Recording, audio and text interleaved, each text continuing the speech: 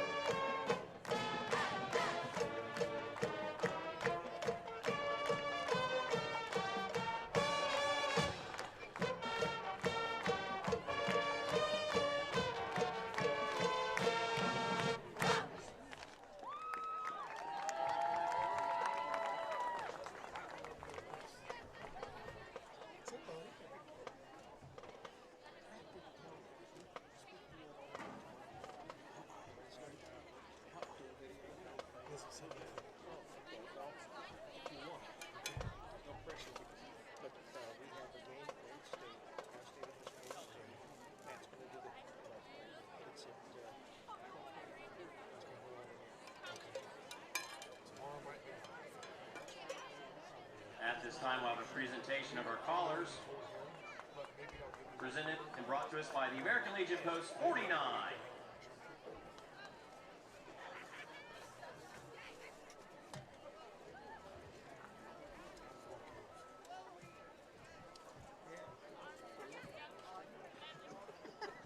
At this time, the Clinton-Massie Marching Band will play a tribute medley from the Armed Forces.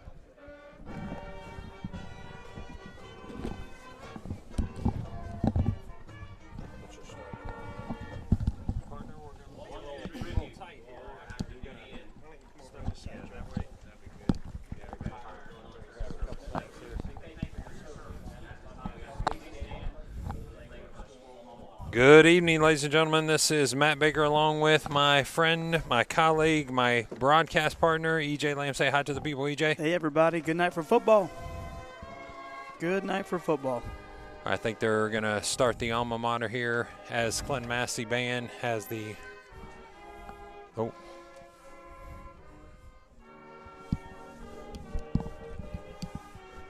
We'll allow them to finish that up here as we – wait for the Star Spangled Banner. We'll stop our broadcast, of course, to honor the flag and honor those that have served, as this is Military Appreciation Night. So Clinton-Massie representing the appreciation we've had for the veterans here in Clinton County, as well as Waverly. I'm sure they feel the same exact way, so we appreciate those joining in with us. We did invite their veterans, along with our Clinton-Massie veterans, to complimentary coffee and cookies there on the track, and just to interact with each other and be able to share their stories, share their ideas. So we appreciate those involved in that. Thank you to Mr. Seward, Mrs. Cornett, all of those involved that put this night together. A lot of activity, a lot of good, positive comments. And we're going to stop for just a moment, and we're going to watch the Clinton-Massie Falcon Band perform the national anthem.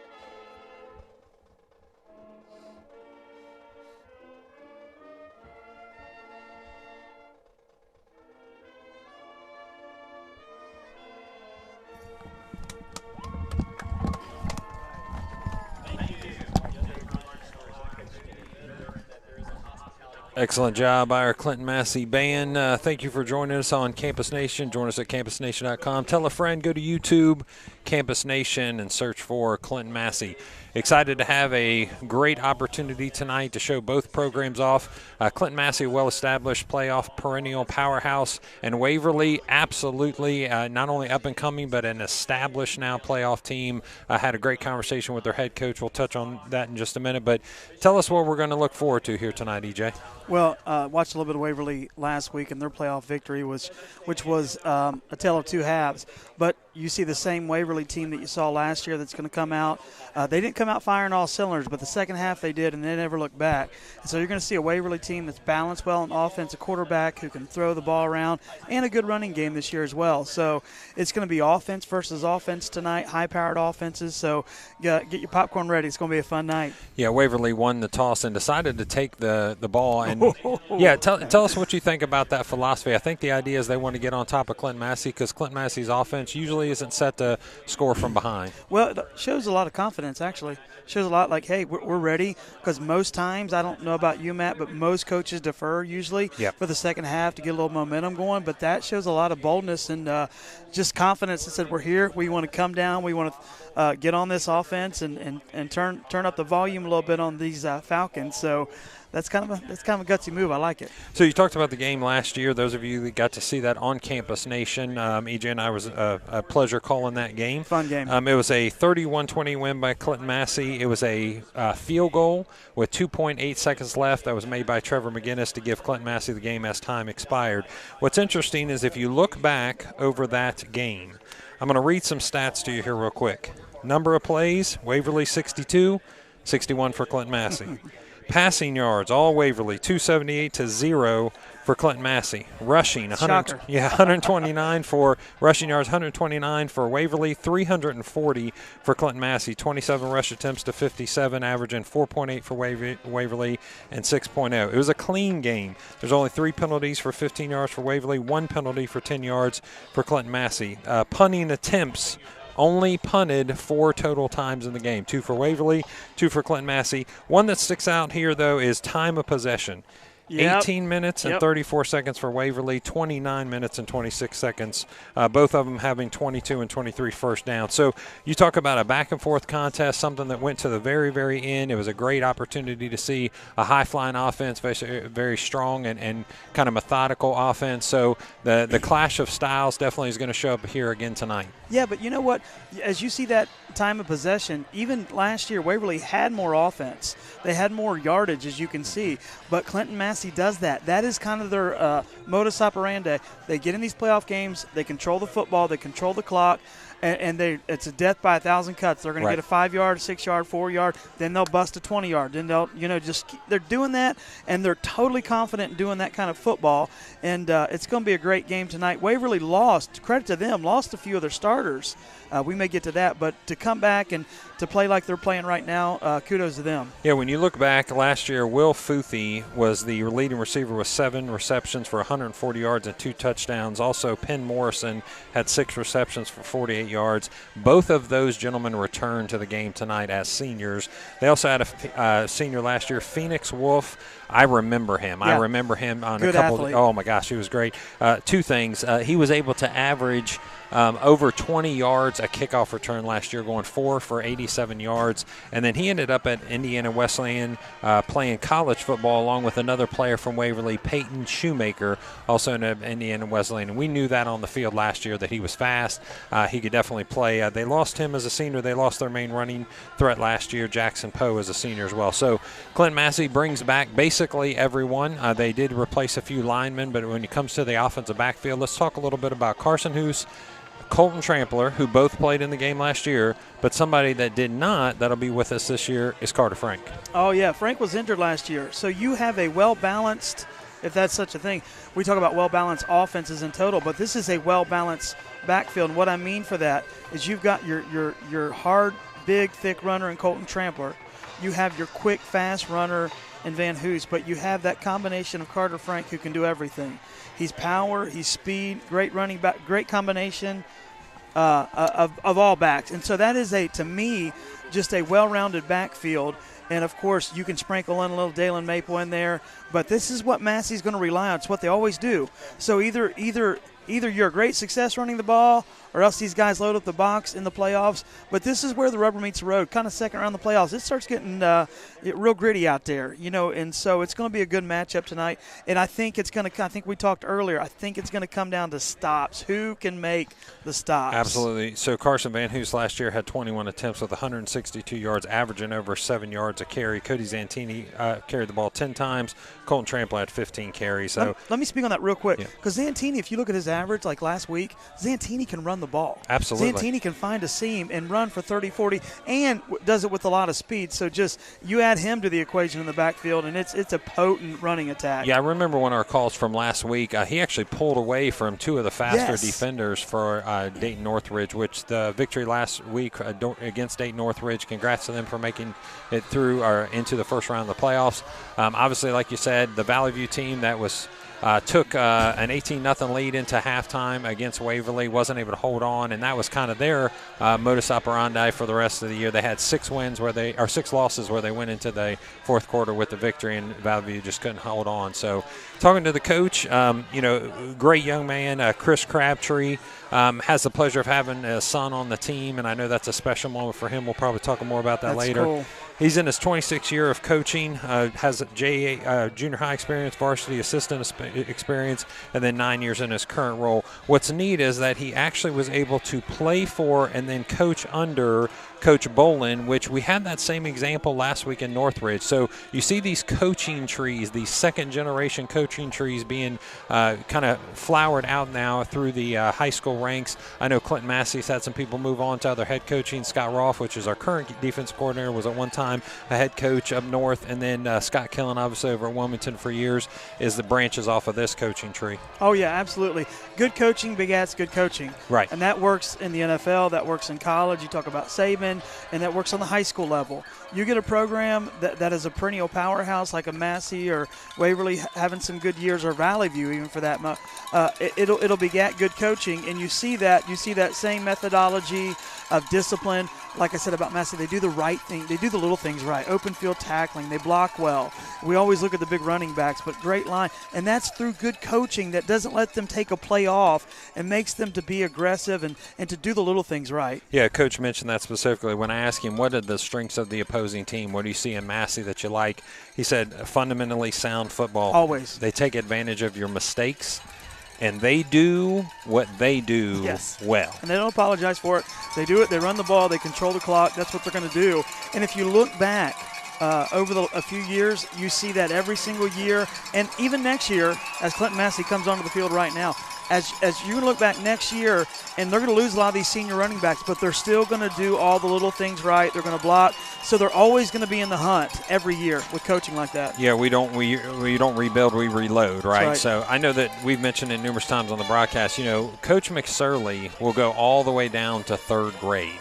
He will go to a Pee-wee practice. He'll go to a Pee-wee game to make sure that they're running the bone. That they know how to run 16, 17. They know how to run the pitch. They know how to run the option. You mean there's no spread offenses in the No, there's no spread offenses in the Clinton-Massie Pee-wee League. So, we don't have to worry about that. So, congratulations to a 9-1 Waverly team. They were 6-1 in their conference, and I thought this was an impressive number. They scored 353 yards. They only gave up 131. Yeah, I mean, that's a good defense, and they're going to need that defense tonight to play on this level. And so I think we talk about well-rounded. I think Waverly's well-rounded. Clinton-Massie obviously is well-rounded. They do this, seem to do this year in and year out. So we're getting ready to kick this ball off. And one thing about Waverly, their program, as you look over there, plenty of guys on the sidelines too. I've seen teams, there's like about 12, 13 guys. They got some good size on the sideline. And so it's a good program. They talked about 65 to 70 players that they're starting to increase their numbers. Good for them. As Clinton-Massie takes the field on kickoff, back to receive for the Waverly Tigers will be number 9, Penn Morrison, and number 1, Mark Stolley. We're going to talk a little bit about Mark Stolley. That name, Penn Morrison. That's Penn cool. Morrison, yeah. When we talk a little bit about Mark Stolle, we talk about some of what that young man has overcome in order to be on the field here this night and every other night. It's a real cool story that we'll share with the rest of the audience when that time is right. So Wade Futhi is the person that you're going to see at quarterback number 15 for the Waverly Tigers, averaged 236 yards a game this season. Jace Hurd is going to be in the backfield, and then they'll have 4 receivers of Morrison, Stolle, Crabtree, and Futhi. All right. So as Ian McGinnis gets ready to tee this ball, it's going to be zeros on the clock, so we're going to reset that to start the first quarter. It looks like Waverly's in a 5x2x2x2 set, so a very traditional setup in their kickoff. And we'll see what McGinnis can do here with this ball as we get ready for second round of playoff football. Beautiful night here tonight. And it's a little bit cooler. One thing I noticed, too, is a great fan support out of Waverly. Those stands are packed. Last week we had a little rain and not the normal playoff crowd, but, man, it's good atmosphere tonight, guys. Yeah, I think it was a combination of weather and Campus travel at the Nation same and time. how good Campus Nation broadcast is, right? Ball's going to go out of bounds. So that's going to be, again, a little bit of that hidden yardage we talk about every game. They're giving up some early first down or so there, at least a first down and a half. In order to give a shorter field to Waverly, and honestly, that's not how you want to start the game off. And in the playoffs, you don't want to give any free yards away. Yeah. So little hiccup there. That's not like McGinnis either. Yeah, it seems like right out of bounds there, and they're going to set up at the 35-yard line. So Clinton-Massie will bring their defense out. It'll be interesting to see what kind of defense they set up here against a 4-wide look. So this particular time, they're actually going to be an empty backfield. That's Futhi in the backfield, and Penn Morrison's to your far left, Crabtree at the tight end position, and then they have 3 receivers to Futhi's right. As he sets in motion, Mark Stolle. The handoff's going to go to Stolle. He's going to be met and brought down immediately in the backfield by Cody Zantini, as well as a host of other Falcons. So a nice hard hit put on by Cody Zantini on the very first play of the game. Stolle gets the jet sweep and then runs into a host of Falcons. He also gets the welcome to Clinton-Massie. Yeah, that was a nice hit. Definitely set a tone there for the defense on play number 1. Nice hit, Cody. Colton Trampler anchors the defense there in the middle linebacker along with Braden Rolfe. They look for a run, and this time he slips out of the hands of Cody Zantini into what looks like it's going to be a short looks like it's going to need about a yard for the first down, so it's going to be 3rd and 1 from the 49-yard line. Nice blocking by that offensive line. Nice fake by the quarterback. Runs up the middle, gets about 8 yards. Nice run. Immediate tempo here by Waverly. They're immediately back to the line of scrimmage. This time it's going to be a 3-by-1 with a tight end look. 1 running back in the backfield. He's going to pass Futhi on 3rd down. The ball's going to go long to Morrison, but it's over his head. It's actually going to hit one of our cameramen on the outside. And he's underneath. up. Yeah, he's up immediately, so congrats to him. Make sure he's not hurt there. We'll give him a quick check. Yep, that's Mr. Seward, our high school principal, checking to make sure he's good. He's okay.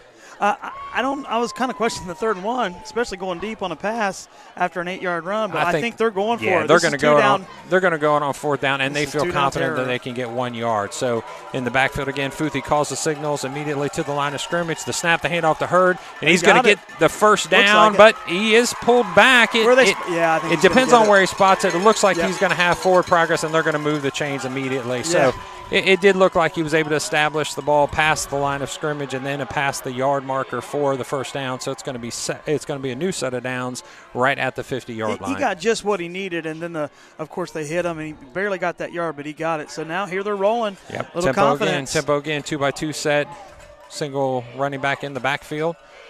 Looks like Futhi is going to get set up on the right side. This time he blocks back, and Hurd again is going to get the hole.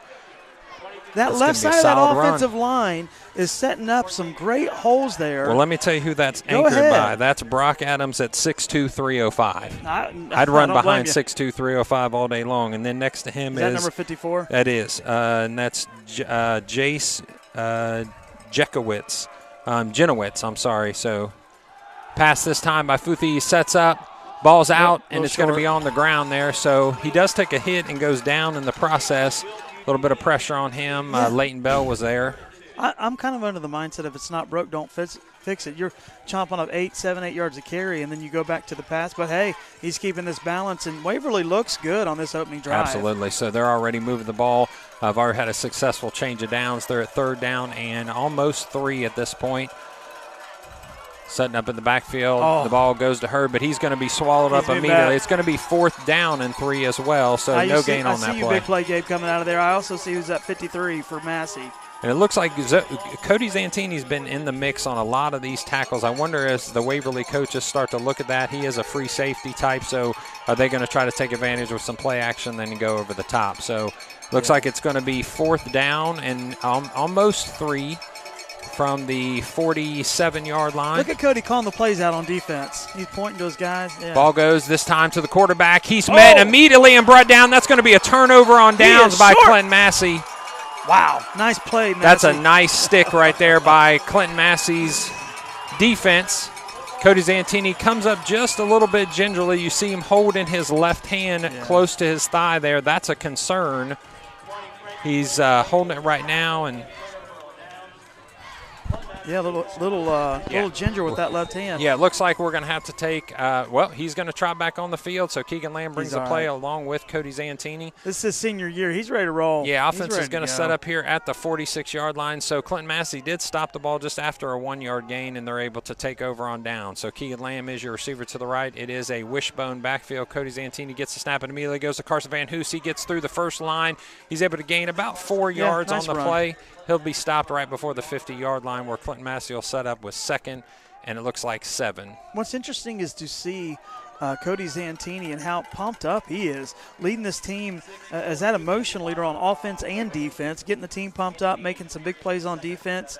And just you can tell these guys are up for this week. They're up for it. Yeah, good week of practice. As Coach McSorley says, they're holding them to a high standards double slot look with Colton Trampler in the backfield as your fullback. Clinton-Massie goes into motion. Colton Trampler gets the handoff. He's stopped pretty quickly. He's only going to get about a 3-yard gain there, so it's going to be 3rd and 3 from about the 48-yard line. So on defense, you have Trey Brushhart, which is a junior, 5'9", 180, number 47 for Waverly Tigers.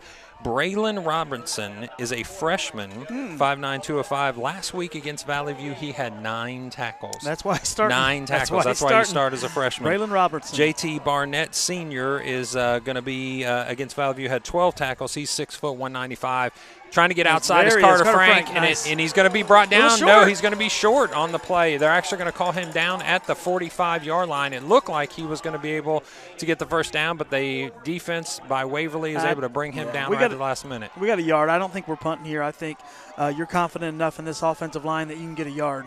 This is both teams immediately starting with a little bit of, hey, we're going to come right at you. We're not going to punt on 4th down unless we absolutely have to. We want to see what you can stop, and we're going to test the waters here right away. So it looks like a 63 look with fullback Colton Trampler getting the first down.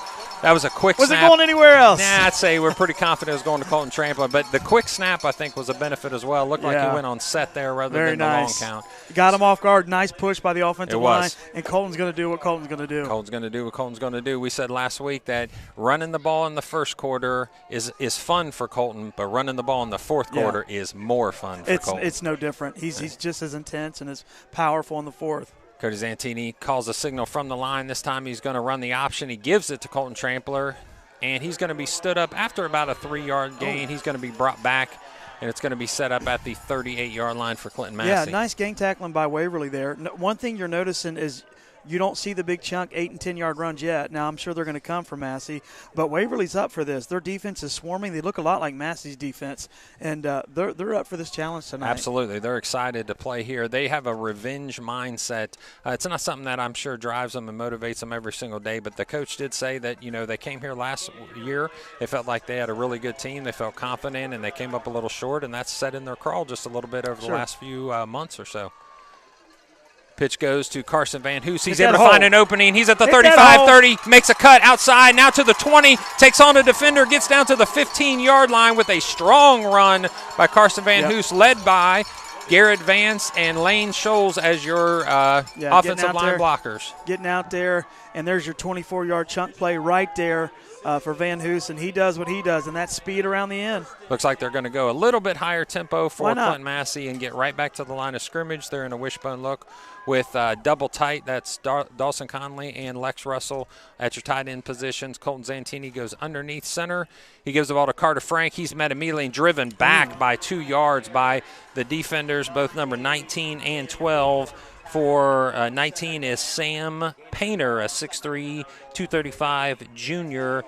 And it looks like number 12 would be that would be the Braylon Robertson freshman that we talked about. 9 tackles last week, and again, that's why he's starting. When you have a game like that in the playoffs, that's going to put you on the varsity team real quickly. Congrats to that young man. But good for Waverly to come back after that 24-yard gain and get a nice stop there. It's time it goes to Cody Zantini. Nice He's able to fake. run off to the left side, and it's going to be a score! Clinton-Massie to the left-hand side, left side The of the magician, end zone. I think he faked the saw. I'm looking at Trampler going up the middle, and he pulls it, runs around, finds that opening, and there he goes. And you see his speed, you see his quickness, and you see what he does. He does a great fake. You immediately saw the opening come, and he read it perfectly. And this is going back to the kitchen table in 3rd grade when Coach Santini, his father, the offensive coordinator, said, son, this is what you look for in the option. Yeah, absolutely. And he just pulled that thing out and saw the opening, took it, and we're all watching Trampler tackling him, and he's sneaking around the end. Zantini, also our holder, gets the ball down, and Ian McGinnis with a point after attempt. That is good. It's going to bring your score 7-0 with 5:57 left. Still holding that hand a little bit, and so he's playing through a little bit of pain there in his left hand. But, look at him. He's just executing the game plan, even with the bum hand, and you wouldn't expect anything less out of Cody. I think, like you said, it's his left hand, so his non-throwing hand. He's getting looked at by the trainer immediately. So counting on the kickoff team here to hopefully pin them back deep. Their kickoff return team, I have some stats for you. Their kickoff return team, again this year, is averaging 20 yards every return. That is extremely impressive, and you have 2 phenomenal athletes with Stully and Penn Morrison back there. Yeah, you got some speed, and if you can set your team up for like they did last time, a 65-yard field instead of 80, 85-yard field, you're going to take that every time. And so Waverly has got a good program going. It looks like they're executing the ball, and their fans are pumped up. They're pumped up. They're excited for this game. And it was a hard-earned victory, a hard-earned touchdown there, so they've came to play tonight. Ian McGinnis, after taking the ball, kicks off from the 40-yard line. This time he gets a little more leg underneath it, and he keeps it in bounds. He catches it at the 20. That's Penn Morrison. He's finding an opening. He's wide open, and he's able to come down at the 47-yard line. That's a fantastic return by Penn Morrison. You see how patient he was to wait for that hole, and then he just hits the hole? Just like on cue, their kickoff return game is very, very good. It's something that they're going to have to keep in mind from the Clinton-Massie sideline. That's what we call prophetic, man. That is a prophetic comment. That it happens. Yeah, Penn Morrison. Nice run. 6'5" young man, or 6, let's see, they've got him listed at, I want to make sure I get this correct for you. They're listing him as 6'4", 195. He is a senior. All right. So, yeah, we want to say hi to everybody out there in Campus Nation. Thank you for joining us this evening. Good game. We appreciate everybody coming out last week online. There was 1,700 people watching at one time. Futhi to the right, long roll. Oh, he gets grabbed the ball him. over to get away with that? To Morrison, and he did look like they're going to let that one go, but it did look like a little snag on the jersey there by Carter Uten. Yeah, it's easy to do with all these talented players that have played for Massey. But when you look at that, you see a 6'5" Penn Morrison, is that what you said? It's 6'4", and then Futhi they have listed as 6'5". So you have these receivers. Our receivers are really good, but they're cornerbacks, but they're not that tall. So a little bit of size matchup differential. We'll see how that plays out in this game. I talked to the coach and said specifically, and this time it looks like we're going to get offsides by Clinton-Massie, so lining up in the neutral zone is going to move them 5 yards. So I mentioned specifically to the coach, hey, when you look at your team and you see what kind of size you have on the outside, what does that do as far as matchups compared to Clinton-Massie? And let me tell you first and foremost, Chris Crabtree is an extremely nice and respectful coach, and he would in no way say anything negative, but he did say obviously he's going to look for every advantage that he can, and height on the outside could be an advantage for the Waverly Tigers. The pass goes outside to a wide open Stoley. He's brought down. He's actually avoids attack on big play. Gabe is able to push him out at the 29-yard line. So it looked like a swing pass. Yeah, nice move there. He made the catch and then had some green grass with just one defender, which he made miss and got another 6 to 7 yards. So they're immediately back to the line of scrimmage. Stoley and Penn Morrison to your left. Futhi in the backfield along with Hurd. He calls for the snap, the ball, the set, the throw. It's going to be over the head of the receiver by about 2 or 3 yards. Yeah, he slowed him up a little bit there. And they're going to call it this time just enough where, he couldn't get to that ball. So it looks like the penalty is going to go against Clinton-Massie. And I'll tell you, this is going to be something that you're going to have to watch all night. Last year, Clinton-Massie struggled. They struggled with the pass defense because you had the Phoenix Wolf young man who was very, very fast. You have Morrison and you have Stoley as well. So both of them do an excellent job on the outside trying to take the top off of the defense. So it looks like there's going to be a call of defensive holding on Clinton-Massie. So going to move the ball, and it should reset now, what I've the said down as well. What I've said earlier in the year, and I still think it bodes true tonight, is when you play in your conference a team like Western Brown, it gets you ready for a team that's going to air the ball out. So these DBs have seen this throughout the year. They're ready, but they're still on an island with some tall receivers. Yeah, and unfortunately, Clinton-Massie is missing one of their main DBs, somebody that's taken nice a good receiver all year long, and that's Grant Mormon. Grant Mormon has been out due to an injury, so we've had to move Uten over from his strong safety position to the cornerback position as he played last year. So a successful run on first down of about 5 yards for the Waverly Tigers. Futhi calls his offense. He's calling everything from the line of scrimmage. Morrison out to his right, Hurd behind him. The snap, he fakes. This time he gets brought down by Dalen Maple with no gain or minimal gain on the play. He pancakes him, says I put a little maple syrup on that one. A little maple on that one. So Chris Nice play Crabtree, there. like I said, Coach, what have you been doing really well lately? He likes the way they've established the run. He feels that his passing is able to be built off of the run. They're a very balanced offense. Most of their attempts match their passing attempts in rushing. So they like to spread the love around. They like to spread the ball around, and they like to be balanced. Ball goes into the hands with a nice catch by Penn Morrison. The defense was perfect. I mean, Blake Irelan had great position on him. But great hands. Just great hands. But he positioned himself well to get in there, seal him off, and make that catch. Used his height to his advantage, extended for the ball, made a great catch, and he was able to bring it in before he hit the ground. That's going to be a score for the Waverly Tigers. We got a ball game, folks. With 4:28 left in the first quarter. It looks like Waverly's going to set up for their point after attempt with their left-footed kicker. And that young man should be Smith, I believe, number 92. That is Keegan Smith. He is a senior. Oh, wow. And the ball is blocked. Oh, no. He actually he brings him down. What would have been a 2-point conversion attempt is now stopped. Nice stop. So it's going to be a 7-6 lead for Clinton-Massie with 4:28 I think he bobbled the snap there and couldn't get it up. Just tried to take off with it. He about made something out of nothing, though. Yeah, so nice tackle there. Clinton-Massie keeps a 1-point advantage as they kind of turn around to their defensive coaches and say, okay, what do we need to fix before this next series? Yeah, and I think it's a great drive for Waverly. And so Massey's going to talk about it for a few minutes. But this is playoff football here. Last week, again, with the rain, there just wasn't a huge crowd at all for a playoff game. This week, the only thing is just a little chill in the air, which is kind of what you expect in November. But a great atmosphere, and Waverly's bringing a lot of intensity into this game. High-powered offense, quick offense, and so it's going to be a fun night here.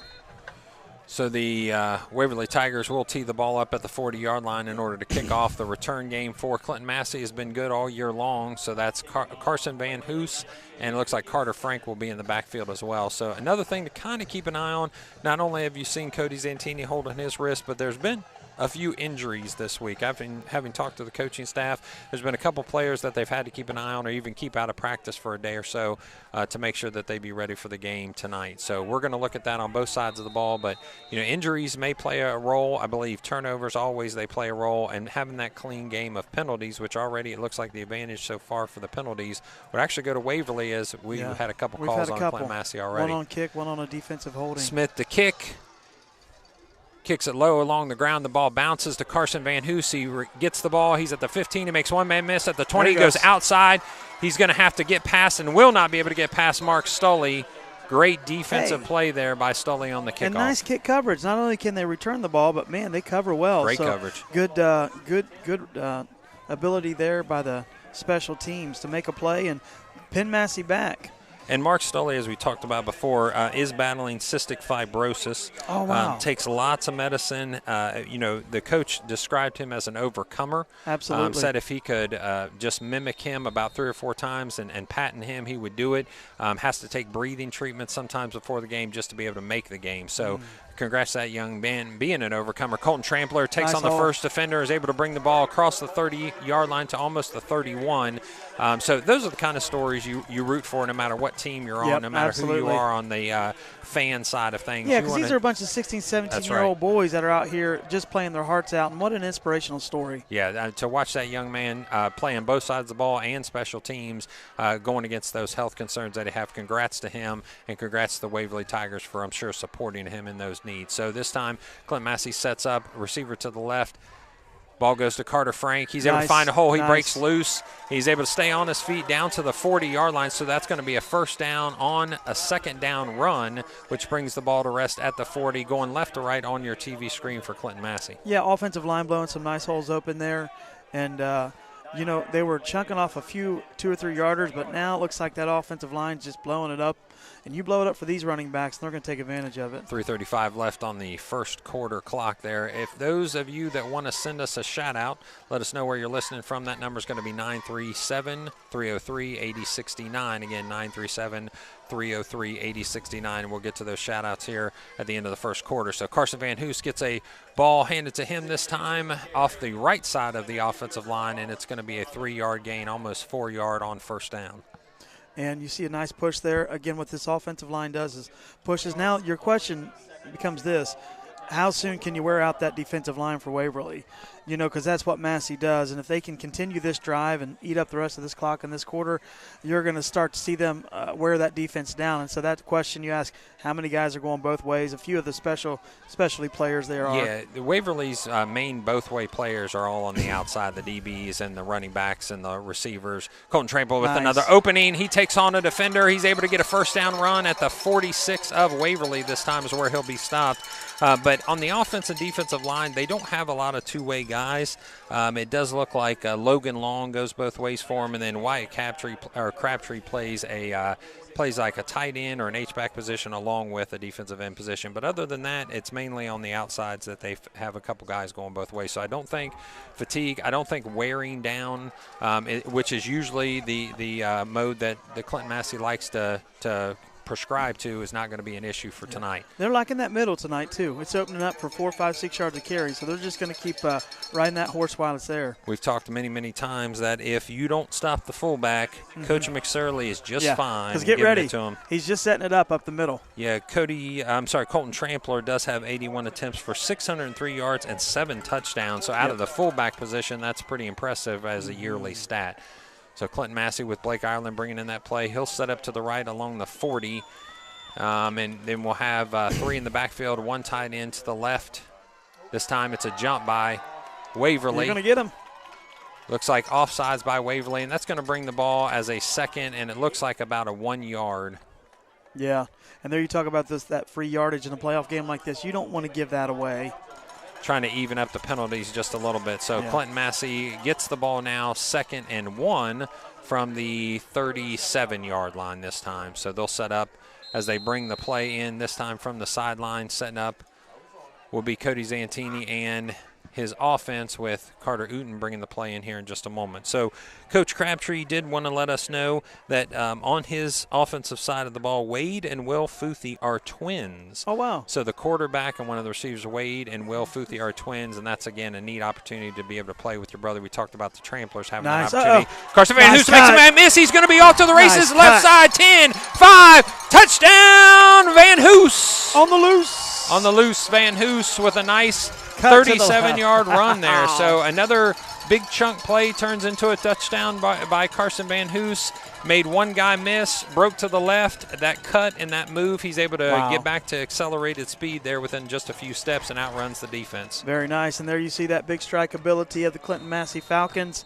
You run it, and then you hand it off to Van Hoos. He makes a cut to the left and just leaves. You know, there's an old saying, if I'm even, I'm leaving. And he was even with them guys, and he was leaving. Yeah, he's gone. And Coach Crabtree mentioned Carson Van Hoos specifically, that he's a fantastic runner and somebody that you have to keep an eye on. He also understood Colton Trampler and what he's able to do this year.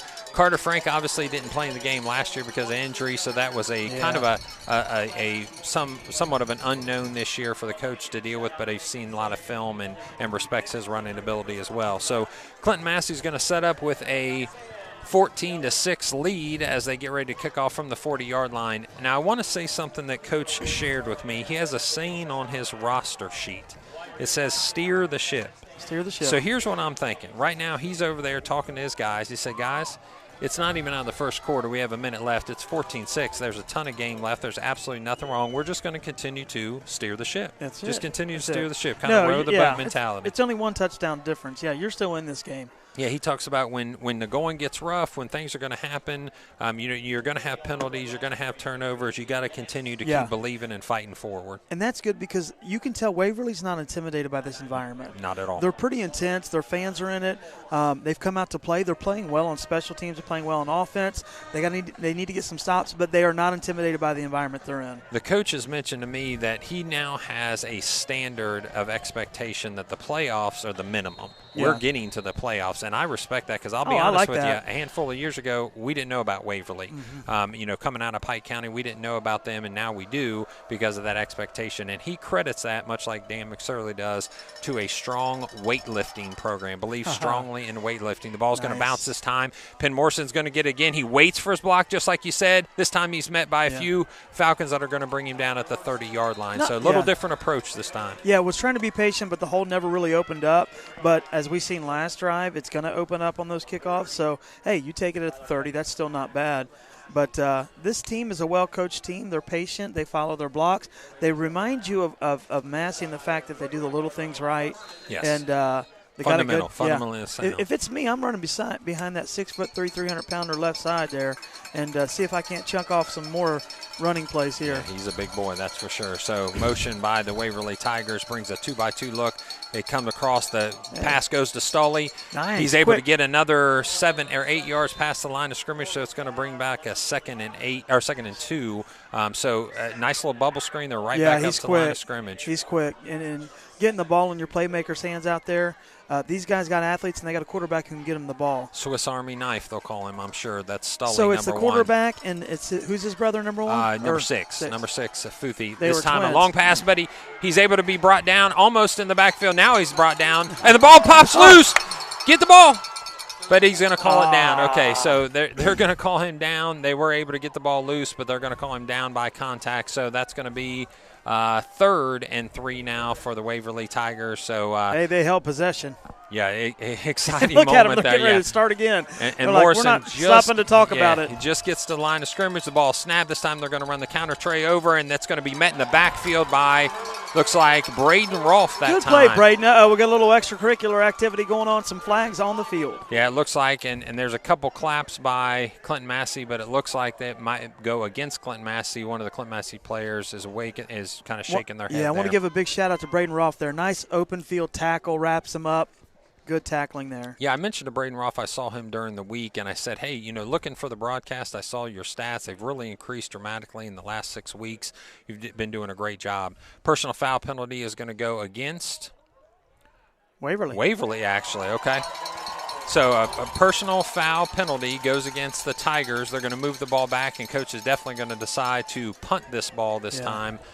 He's going to bring him back, probably punting from around close to the 15, almost the 10-yard line. So thank you for joining us again on Campus Nation at campusnation.com. Make sure and tell your friends if they want to join the broadcast, go to YouTube and go see Campus Nation, or go to campusnation.com. It's right at the top of the page. So we appreciate all those that are watching. We want to get those numbers up again this week to help our sponsors out so we can keep this as a free broadcast, even going into the basketball. Oh, close. This time. There's a flag. Yep, unfortunately, Blake Irelan got a little bit too excited, and this is going to be brought down at the 47-yard line. He's one of those where he's coming in, he's got an open lane, nobody blocks him, and he's like, well, do I go ahead and go for it, or do I pull up? And he just didn't pull up there. Yeah, and because he didn't, he ran into the punter. JT Barnett, who's had a great year punting the ball, I talked to Coach specifically about that, goes down, but he's back on his feet, ready to run. It's going to be a roughing the punter call, which is going to turn this into a first down for the Waverly Tigers. And that's one thing you think about on special teams when you're blocking a punt is, do I go for it? Because if I don't and I miss the ball and I hit the punter, then I'm going to cost my team a possession. Yeah, that's why you got to take it off their toe. So as I used to coach football for tell me many years, what we do there. You aim for the toe. You don't aim for the body. You aim for the toe. You want to go across the defender or across the punter, not into. So the angle is very important, which means sometimes you're not going to get there, and that's okay. The pressure sometimes can cause a bad punt, a bad hit, whatever the case is. So unfortunately, that is a big mistake. We said play a clean game. That's going to be a hard one to overcome. But as you see Cody Zantini patting his teammate on the butt and says, hey, let's go. We got to play some defense here. Now here you got to get on that island out there with Ben Morrison. With guys that are 6'4" and 6'5". So the motion goes, Crabtree goes across, and the ball's on the ground. He touches the ground with his knee, so the ball's going to go down at the 31-yard line. So an immediately loss of 6 yards there on the play. Yeah. You see 53 get the sack. All he's got to do is just put his hand on him there. So he gets the sack. Now, after one quarter, it is 14-6 in favor of the Clinton-Massie Falcons. So we've got a good one brewing right here at Frank Irelan Field. Yeah, so your first quarter ends at 14-6 as the double zeros hit. We want to take a moment and thank our sponsors. One of them is Crystal Duncan Realtor, Keller Williams Pinnacle Group. Crystal Duncan, your Clinton-Massie hometown realtor. Crystal's from Keller Williams Pendleton Group, and she invites you to give her a call for all your real estate needs, whether buying or selling land, new construction, residential, commercial. Her 24 years experience in the business will help you achieve all of your dreams. Crystal, Massey grad, and an ex-school member, so the community means a lot to her. Give Crystal a call today at 937-725-5097. Again, that number is 937-725-5097. Crystal Duncan, your hometown realtor. Go Falcons. Sam's Meats. Football fans, stop by Sam's Meats in Wilmington, Ohio, and support a locally owned and operated business. Sam's Meats has fresh chicken, pork, beef, deli, sandwiches, lunch meats. Their meat deals are a great way to buy meat in bulk, helping you save time and money. Dine in and enjoy homemade hot bar meals and grill items. Sam's Meats will also cater. We want to appreciate Sam's Meats for bringing this wonderful spread for our press box. They did a great job. Thank you, Sam's Meats. As Futhi gets the ball, he sets, looks to pass to the right. He's under some pressure. He's able to escape the pressure, and he's going to go ahead and get positive yardage. No, actually, he's going to be brought down right at the line of scrimmage. And we appreciate Sam's Meats offering catering, party trays, and homemade desserts. Open Monday through Friday, 8 a.m. to 6:30 p.m. and 8 a.m. to 4 p.m. on Saturdays. Don't forget the bacon. Don't forget the bacon. Don't forget the bacon. I told you last week, had to get me some Sam's Meat bacon. My son and I went there for lunch, and as usual, excellent job by Sam's Meat. So this time it looks like Waverly will set up at the 38-yard line with two receivers to the right, one receiver to the left, one in the backfield. Hurd releases out of that, looking on the wheel route. The ball goes right down the middle to number 9, Penn Morrison. He's able to reach the ball over the line to gain, and that's going to put it at the 49-yard line for a first down, Waverly. So you got to keep track of this. Is this one of those things where that mistake ends up costing you points? I was going to say, are they going to capitalize on that? And so it'll be interesting to see. I may capitalize on one of them brownies over there from Sam's Meat here before long. We appreciate Sam's Meats again for the spread here up in the press box. So 2-by-1 set with a receiver to the right, or two receivers to the right, one receiver to the left. Blake Ireland's able to bring him down in the backfield. Way to make up for it, Blake. Yeah, wants to make up for that roughing the punter, so he's able to bring Stolley down in the defense or in the offensive backfield. There's going to be no gain on the play, and the ball's going to be set at the 49-yard line. Immediately back to the line of scrimmage, getting the signal from the sideline is Wade Futhi. This time he's going to call to his receivers the play and to the linemen the blocking scheme. He's got one running back in the backfield. The motion goes to Wyatt Crabtree. He stops on the left-hand side, and it's actually going to be blown dead. Timeout, Clinton-Massie. So as we get a timeout, we're going to go with the rest of our sponsors, Liberty Savings Bank. We'd like to thank Liberty Savings Bank. Can you save time and money with historically low mortgage rates? Well, sure you can, especially with their state-of-the-art online banking. Our team appreciates the coaches, teachers, administrators for the work they do today to build the leaders tomorrow. We would also like to thank our employees that are dedicated to making our community great. Find out what we can do for you at Liberty Savings Bank. Weblen Excavating and Poured Walls, located in Wilmington, Ohio, specializes in commercial and residential construction. Contact them for all your projects at 937-302-0466. Again, that's 937-302-0466. Diamondback Wildlife Extraction. hearing noises in your attic, seeing holes appear under your deck, porch, or building. Before major damage occurs, call Diamondback Wildlife Extraction for a full inspection. We are a locally owned wildlife removal business. Once we solve your problem, we can do a full exclusion to prevent wildlife from further damaging your home. We are the answer to your problems. Call us at 937-302-6372 or check us out on Facebook, Diamondback Wildlife Extraction. We strike back. That's cool. Nice little fake here, Foofy, good protection. Long pass. Morrison. Flag. So yeah, I think it's gonna be something that occurs. He got him. He got his arm as he was wanting to catch that. So yeah. it was. I think it was clean penalty, but not a clean play. But hey, these guys are trying to keep up with these big boys. I think you've got a height advantage. There's definitely speed on the outside, and this time that came to bite Clinton-Massie just a little bit. That was another penalty by Clinton-Massie that's going to be a – That might have been Blake again. I think there's something in him so bad that wants to make up for that, and so he might be pressing just a bit. Little extra contact there is going to bring the ball at the 36-yard line, reset for Nice thing is it's not Waverly a spot Tigers. foul for Massie. No, it's not a spot foul, so they get some yardage on that in the penalty. This time, Clinton-Massie is going to set up with a 4x2 by 5 look. So the ball's immediately to number 6. That's Foofy. He gets the catch in a little bit of space and adds a couple yards. Brother to brother there? Yeah, it is. That's brother to brother. I guess you might call them woo mates. They were twins. They're right? woo mates. They were twins. Absolutely. Yeah, nice. Okay, Rick. I think we're going to have to find out of the archives the cheesy phrase counter. They're coming back. The cheesy phrase counter is coming out here pretty soon. So the pass this run, time it's actually a fake, and the hole goes to Hurd. Cody Zantini holds on for dear life. That is a nice hard run. Yeah, it is. So Hurd is, he's no slouch. He last week had for the year he has 120 attempts, 723 yards. That's a 5.9 average and 12 touchdowns. Back to the line of scrimmage is Will Foofy and the Tigers immediately. Hurd gets the ball again. This time he's going to be stopped pretty quick. It is second down with only a yard to go, but they're going to call him down at the line of scrimmage. In fact, they're going to move him back a yard. I love this team's how they spice it up on offense with fakes, and he even handed off and looked like he was going to pull back and pass, and then when he passes, he fakes that run. They're just always trying to keep that defense guessing every play. And trying to wear out the defense with tempo. Yeah. So this time setting up with a 2-by-1, and the motion's going to go Foofy to Hurd. Hurd is stopped. He's driven back. There. It's going to be stopped right at the line of scrimmage. So it's going to be fourth down. They give him a yard, so he still needs a yard in order to make the first down line to gain. So it's going to be 4th and 1 at the looks like it's going to be right about the 15-yard line. After that bobbled snap, they're going to definitely go for this. They're going this deep without question, and I don't believe that a field goal is going to suffice for them. So this time Morrison goes out wide. They just need a yard. The snap. He's going to roll out. He's going to throw the pass. It's going to be brought in by Crabtree. Crabtree brings it down about knee level, gets it back up to his chest and goes down and is able to get the first down and convert. Yeah, gutsy call, but nice catch there by Crabtree to pull the ball in and convert that first down. All you needed was a few yards. That's what they got, and they keep the chains moving here. And 8 and 6 look all right. That might have been Foofy, ladies and gentlemen. So my apologies if we called the wrong there. This time it's thrown to the left, wide open is Stoley. He's hit immediately, but another 7-yard gain almost on first down. So looks like everything that goes to that soft zone side, to the 6 to 7 yard area is wide open. I think Clinton-Massie is going to give you that as long as they're not giving up the big long play. So it's kind of Clinton-Massie the opposite way. We're going to do 5-6 yard dink and doinks down the field and see if we can't break one open.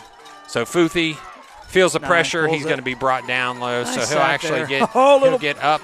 Careful, 53. Kind of pushed him down when he got up. Yeah, we don't want to make any silly penalties. We've already given away too many penalties. Right, so Clinton-Massie resets their defense, gets up and gets ready to go another round here with 3rd down.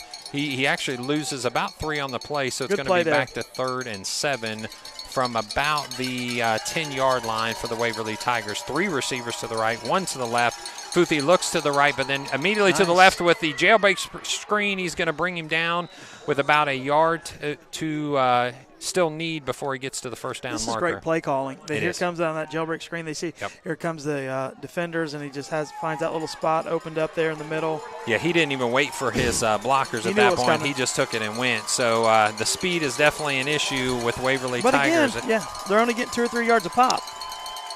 because it's 4th down. And they're very patient, so Yes. it's 4th down and 2, it looks like. The Clinton-Massie crowd comes alive, as well as the Waverly crowd on the far side. Futhy's going to send Stully in motion. He stops in the offensive backfield.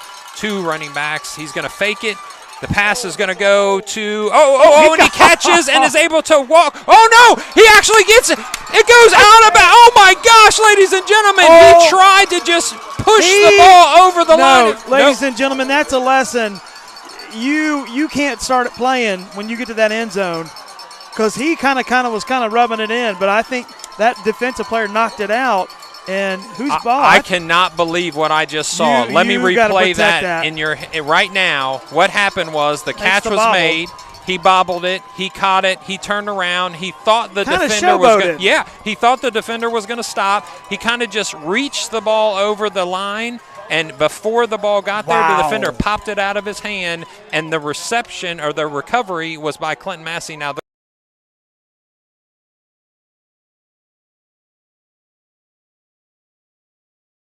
Yard line. That's amazing. If I'm a coach, what a play. And I do coach 3rd and 4th basketball, I am laying into my player for that Yeah, not happy about that one. I am not happy. Breaking quickly out of the line of scrimmage was Carter Frank, but he's met immediately. I bet within seconds he's thinking, what was I thinking? Going to kind of showboat that thing in, and man, they put a hit on him. And if you had replay, you might see where but I thought he did it a little early, like at the 1 or 2 yard line. It seemed like he was at about the 3. You're going to do it. Make sure you're in the end zone. It looked like he was about the 3 yard line. It didn't really seem like he was. And how many times have we seen that in the pros? Like they get ready and they start celebrating before, and then you see it on this. You don't see it on this level. Well, I'm sure that young man is feeling it. That's a lesson learned. Yeah, he's feeling it. He's going to come back and make great plays. That young man has had a great season already. Carson Van, who's stuck immediately by the Waverly Tigers. This is a hard-hitting game. Yes, it is. This is an intense game. Sides. It is a fun game to be at. Yeah, because Waverly looks a little ticked. Yeah, they're frustrated. They didn't get points on that. That should have been a score by Waverly. But, again, that young man wants to come back and make some plays. He's going to do that either in the defensive backfield or at the receiver position. And that was Penn Morrison, 9. It was, yes. He's a good receiver. Yeah, he's excellent. For the year, Penn Morrison actually has last week he had 6 receptions for 48 yards, and he has 2 touchdowns of both 47 and 10 yards and 8 catches for 141 yards. When they get in the red zone, who they're going to. Yeah. And that was deflected, bobbled, caught, and then well, not only is he a good athlete, but he's a big, tall man as well. So coming down almost to the first down marker is that Carson Van Hoos. Tried to get the pitch, but it is going to be 4th down. And they're going to punt, looks like. They're going to punt. Yeah, so you stop the score and you try to flip the field here a little bit.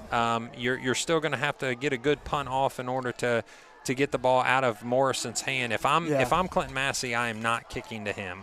I'm going to just kick it over to the side and hope for the best for the yardage. Yeah, and you look back at games like this, and if they lose by a touchdown or less, you're just kicking yourself, for that play. But, hey, he's got a chance to redeem himself, and hopefully he's going to make a few more catches before this game's over. So Cody Zantini is your personal protector. That's not something I would expect, but the kick goes, Keegan Lamb, and Penn Morrison's going to be able to take that ball, but the ball's on the ground. It's going to be recovered by Clinton-Massie. And Penn Morrison bobbles the ball, and it's recovered by Clinton-Massie. Wow. He was making some moves before he had it in possession.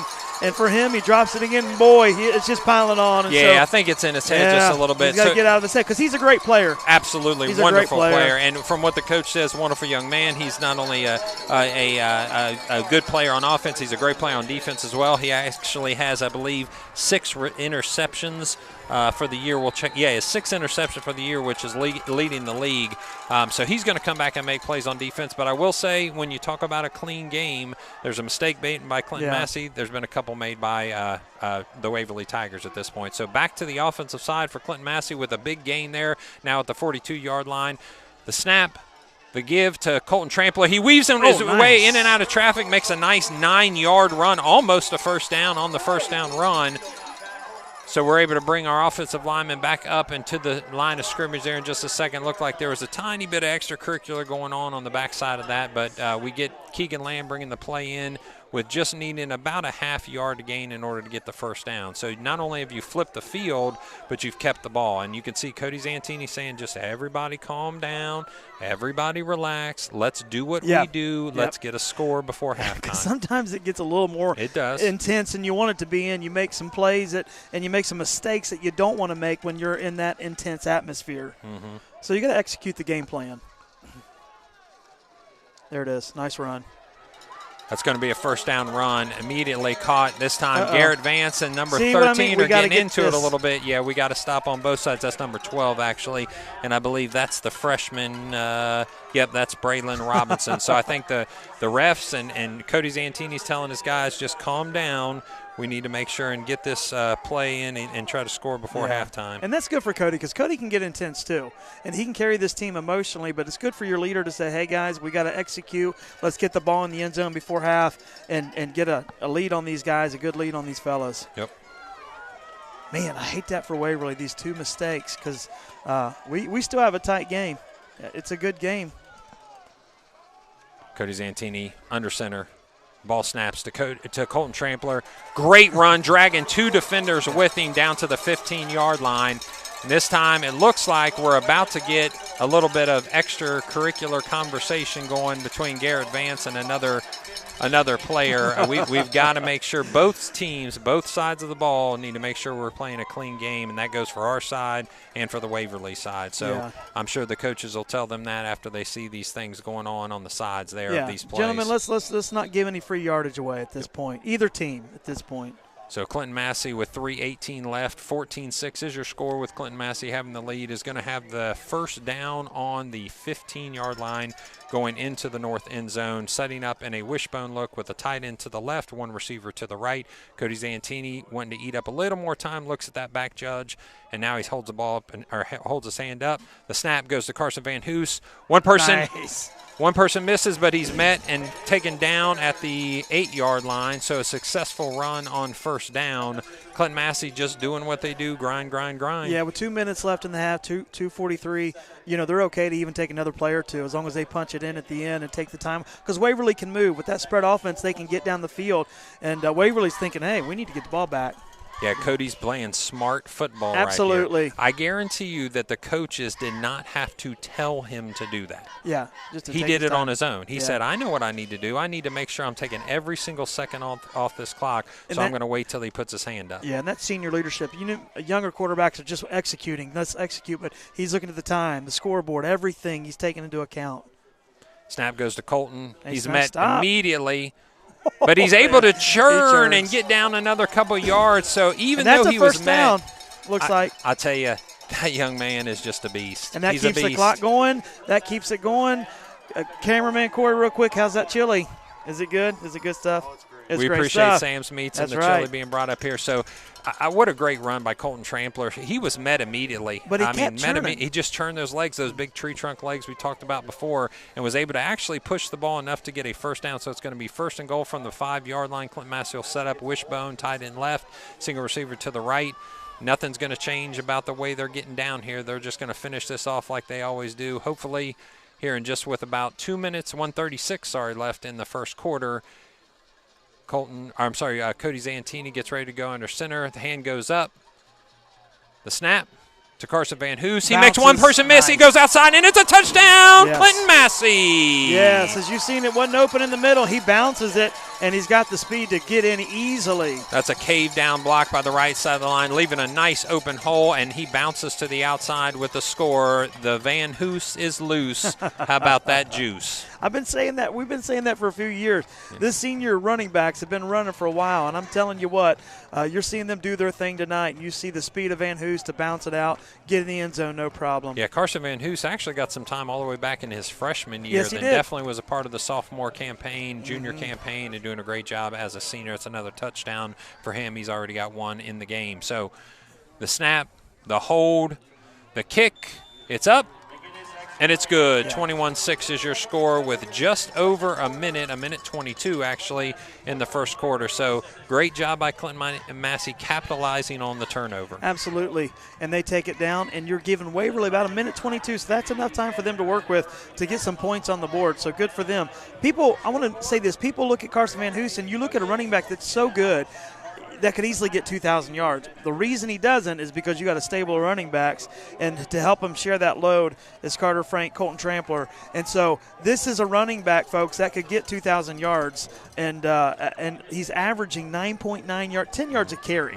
And so it's just a stable of backs here. But imagine if he got, another 10 attempts a game. Can you know imagine? What I mean? Yeah. But, there's 100 yards. But my math tells me I'm at 11. But they're spreading the well. So quick shout-outs here. How about from the Garrisons, from Massey watching from Sabina and West Carrollton football alumni, Christian Garrison and color guard Kelsey Garrison. I'm actually going to see Christian Garrison tomorrow. I'll be doing the club football for Campus Nation. That's Ohio State Club football against Wright State Club football tomorrow, and Christian Garrison is a member of the Wright State Club football team. So we'll get to see him, a Massey alumni tomorrow, along with Chase Camps, also a Massey alumni on the Wright State team. So I don't want to be prophetic here, but do not kick it to Morrison, please. He wants something to do here, and it's right into his hands. He gets one bounce. He finds an opening. I told you.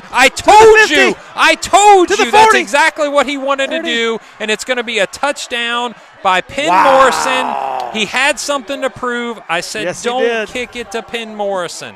See, there you go, being prophetic again. You got to stop saying that stuff, man. Did I not just call that? I mean, if I'm that young man, I'm not going to be stopped. But you know what? I want to say this about him. Good for him. Had a couple mistakes, so there he is. And there you see their weapon doing what he does, and that speed breaks away, and that big boy with them big strides takes it to the house. You've got to stop kicking it to him. You've got to. It's just that's got to be the last time. Matt, I want you to move over to the coaching box, and I want you to do something prophetic there. Yeah. Tell him, say, hey guys, quit kicking the 9. Watching from Maysville, Kentucky. Let's go Falcons. Hoping my nephew gets in the game. Let's go, That's Brandon. True. So maybe going out of bounds is your best bet to kick away from him. Yep. So how about number 70, let's see. Big shout out to Carter Frank and the Falcons. Side note, Sam's meat, sirloin are the bomb, as well as the bacon. Chris and Kelly hate it. So, golly, Clinton-Massie doing such a great job capitalizing on the turnover just to give away a touchdown, and only going to eat about, I think, 6 seconds or so, 10 seconds off of the clock. Yeah, I said they had a minute to score. Yeah. Minute 22, it took them 16 seconds. Yeah, so now Clinton-Massie is going to have to get the ball on the return with 1:06 seconds left if they're probably going to just get a couple plays out before they get the ball again at the start of the second half. But just a cheap touchdown, just giving up a cheap touchdown. And Clinton-Massie, I'm sure, cannot be happy about that. So going for 2 points, it looks like, Waverly's going to set up for a 2-point conversion with 21-12 as your score right now. So Clinton-Massie is going to set up their defense against a spread look. It looks like 3 receivers to the right. And Morrison's going to go ahead and motion out even wider. No, that's Futhi's going to motion out wider. Roll to the right-hand side. This time he's going to pass back. Left-hand side. Got it. Stoley is able to What's the call? Bring it in. He said he bring possession. it in. He called possession, so a 2-point conversion is good. The back judge calls it good, so it's going to be 21-14. All of a sudden, you got 7 points as your difference, and you better believe an onside kick could be coming. Yeah. There's a minute 6, Matt. Let me ask you is Massey going to just run it out, or are they going to go to get points on the board with a minute left? No, they're going to run it out and go into halftime, recognizing that they get the ball in the second half. So they have to be disappointed with that turn of events right now. So you see some of the Massey front line here setting up the return. We better make sure that their hands are ready, because it wouldn't shock me at all to be able to do an onside kick and then a nice throw in order to get something deep with Penn Morrison or Will Futhi. So I don't want to be prophetic on that particular time. You got to stop speaking these things into existence, we're going to say that this is just going to be an easy kick and catch, and then it's going to be a down, and then we're going to go into I like to say Van halftime. Hoos runs it back about 50 yards here, sets us up. Tries to set up for a long pass potentially, but if I'm the Tigers, I'm putting this ball on the ground. I'm making it bounce a few times to make sure that he's not able to get that ball off the fly and get a running start. So Waverly sets up.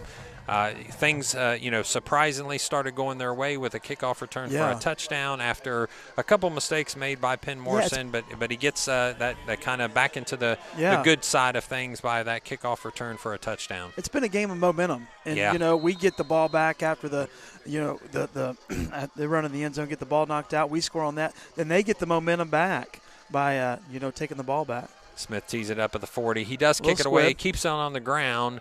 Carter Frank lets it go out of bounds. So that's yep. Yeah. So he lets it go out of bounds. There's going to be some free yardage for Clinton-Massie, bringing the ball to the 35-yard line. In high school, that is a penalty, a legal procedure penalty. So it's going to be at the 35-yard line, going right to left on your TV screen. And we'll see what Clinton-Massie decides to do. I would be surprised with two of the DBs that Waverly brings to the field. Penn Morrison has 6 interceptions, as well as Jason McClellan has 4 interceptions. I would be shocked if they do anything than a couple runs here, hoping to maybe break one loose, and then there's always that potential. Maybe tries to Hail Mary one, and it looks like they are going to go with 2 receivers to the right and I backfield this time.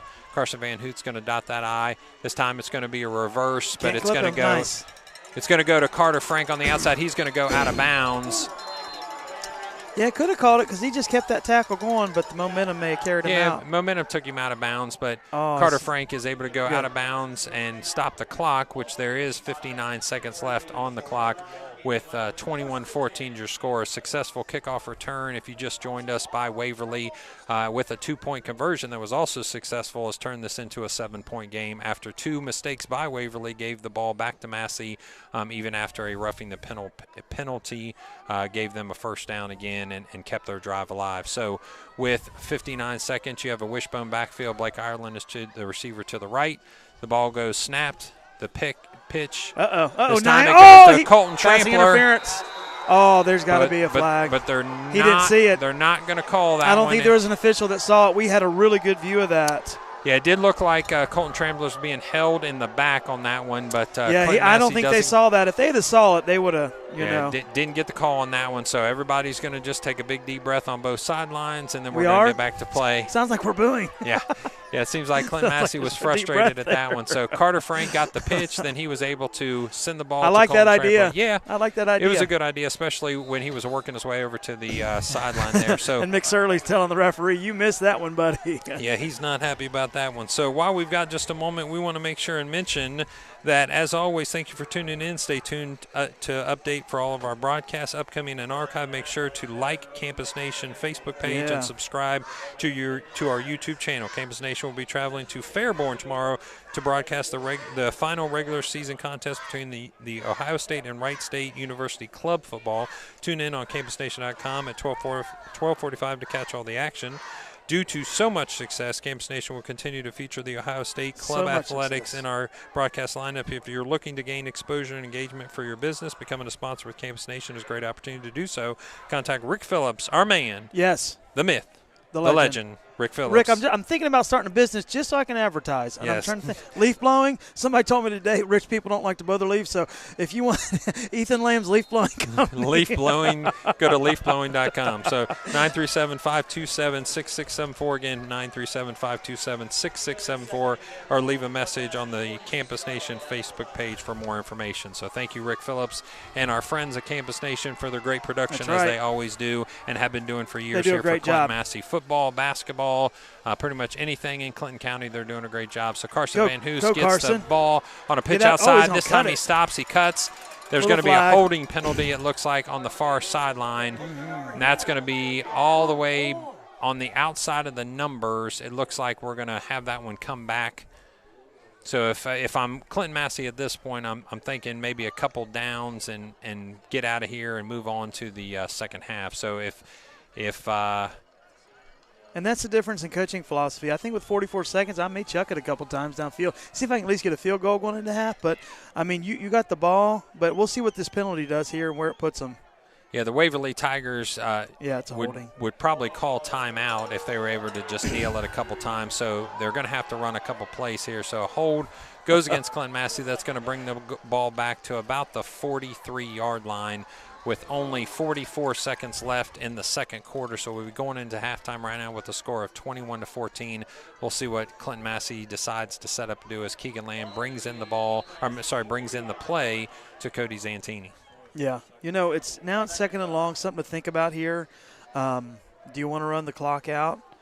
And looks like how many timeouts do we have left? We have one. 21-14 game with 44 seconds. Cody Zantini goes under center. The fake goes to Carson Van Hoos. It's met immediately. Yeah, nothing going there. Cody Zantini goes down. He's held back up by by the defender and his nice gesture. And his offensive lineman Garrett Vance. So it's going to be third down this time with 26 seconds left. So I would say at this point they're going to be 59. happy. Who is 59 for us? A little gimpy. Is that Frisch? Frisch, okay. Is that Frisch? Yeah, it looks like he's holding his knee. Yep. Adam Frisch looks like he's holding his knee there, trying to get that warmed back up, trying to stretch that out just a little bit. We definitely need him to stay on that offensive line. So Clinton-Massie's going to be fine with just going in with a 7-point lead. Again, could have been more, but gave up a kickoff return late in this second quarter, which I'm sure they're kind of kicking themselves about. But Clinton-Massie, 21-14 is your lead so far. So, I mean, it is a game, as you mentioned, of momentum at this point. What have you seen so far, EJ? Yeah, just good momentum back and forth, and it's a tell of, it looked like we're going to blow it open when we knocked the ball out of Penn Morrison's hand, and we do. We capitalize on that, but then as soon as we do it, they come back, and the momentum shifts. They return the kick back for a touchdown, and it's a good game. It would be tied had not that little mistake happened in the end zone, but we got a great playoff game, and I think you're beyond the place of blowouts. These teams at this point in the playoffs, second round, they're good, solid teams. Yeah, we're going to take just a moment and finish a couple shout-outs. Way to go. Get the W. Watching from Oregonia, Kelly and Zach. We want to make sure that Carter Frank's Nana loves the Falcons. Take it with a W. And we also would love to hear from our Waverly fans that are listening as well. Again, that number is 937-303-8069. 937-303-8069 as Waverly's band has made the trek here and is willing to do a halftime performance for us. We're going to show that here in just a moment. Also, those of you that are interested, Clinton-Massie, we appreciate those that have done a great job setting up the Military Appreciation Night.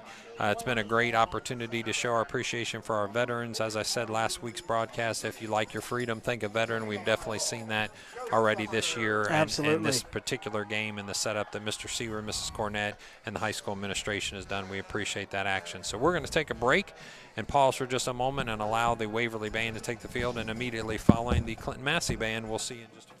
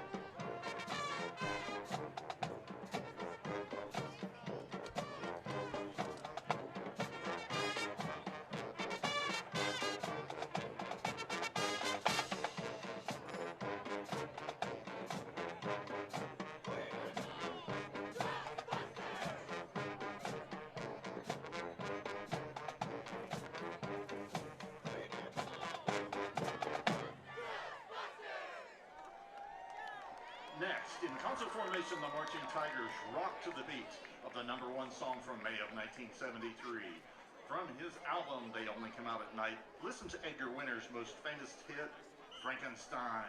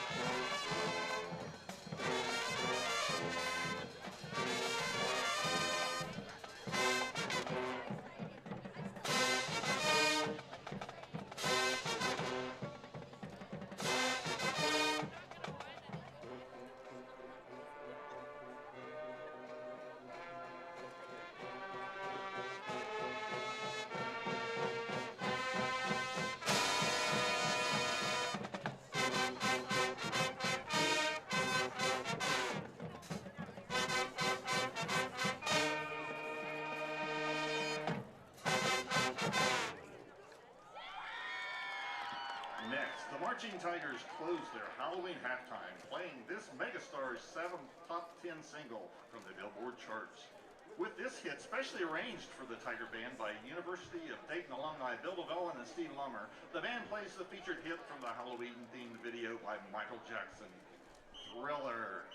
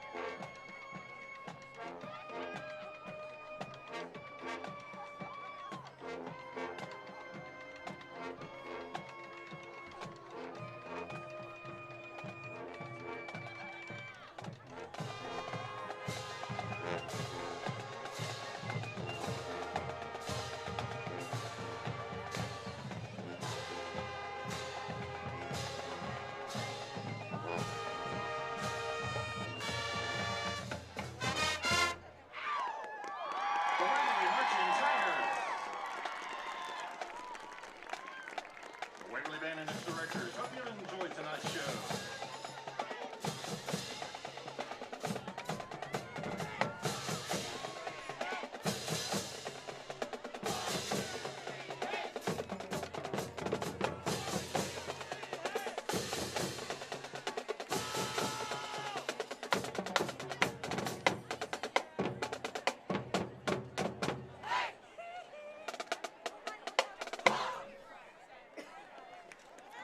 Let's give a round of applause to the Waverly Marching Tigers. And give some love to George Brady, my friend, who's their announcer for the last 36 years.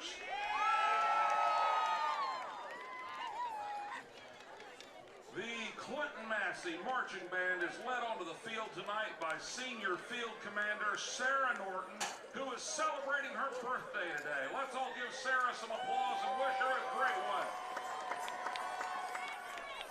The band, which is under the direction of Mrs. Kristen McLean, will be performing this Sunday at 1:45 in the OMEA State Finals in Dayton, Ohio. Then next Thursday, they perform in the Mid-States Nationals in Indianapolis, Indiana. Tonight is our final home field performance of this year's award-winning show, Dia de los Muertos, which features solos from Assistant Field Commander Tony Morris, Shelby Danbury, Riley Wassam, Connor Powers, and Maya Howard. As always, the amazing bass line will be laid down by the low brass section led by Brian Poston and Josiah Doherty.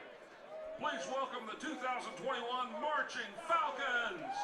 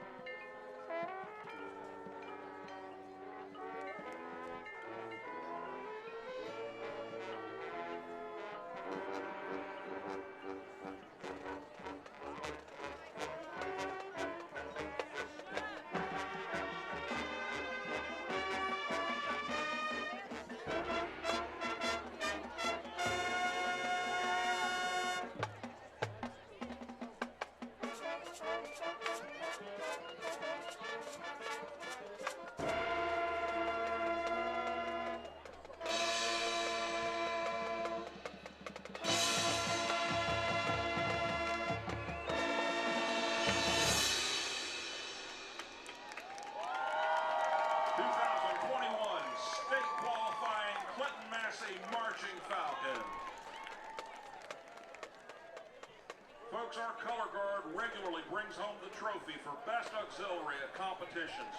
For several years, our color guard has been directed by Mr. Andrew Hall, a graduate of Clinton-Massie and former field commander of this band. Yesterday was his birthday. Please put your hands together and show Andrew some love and wish him a happy birthday.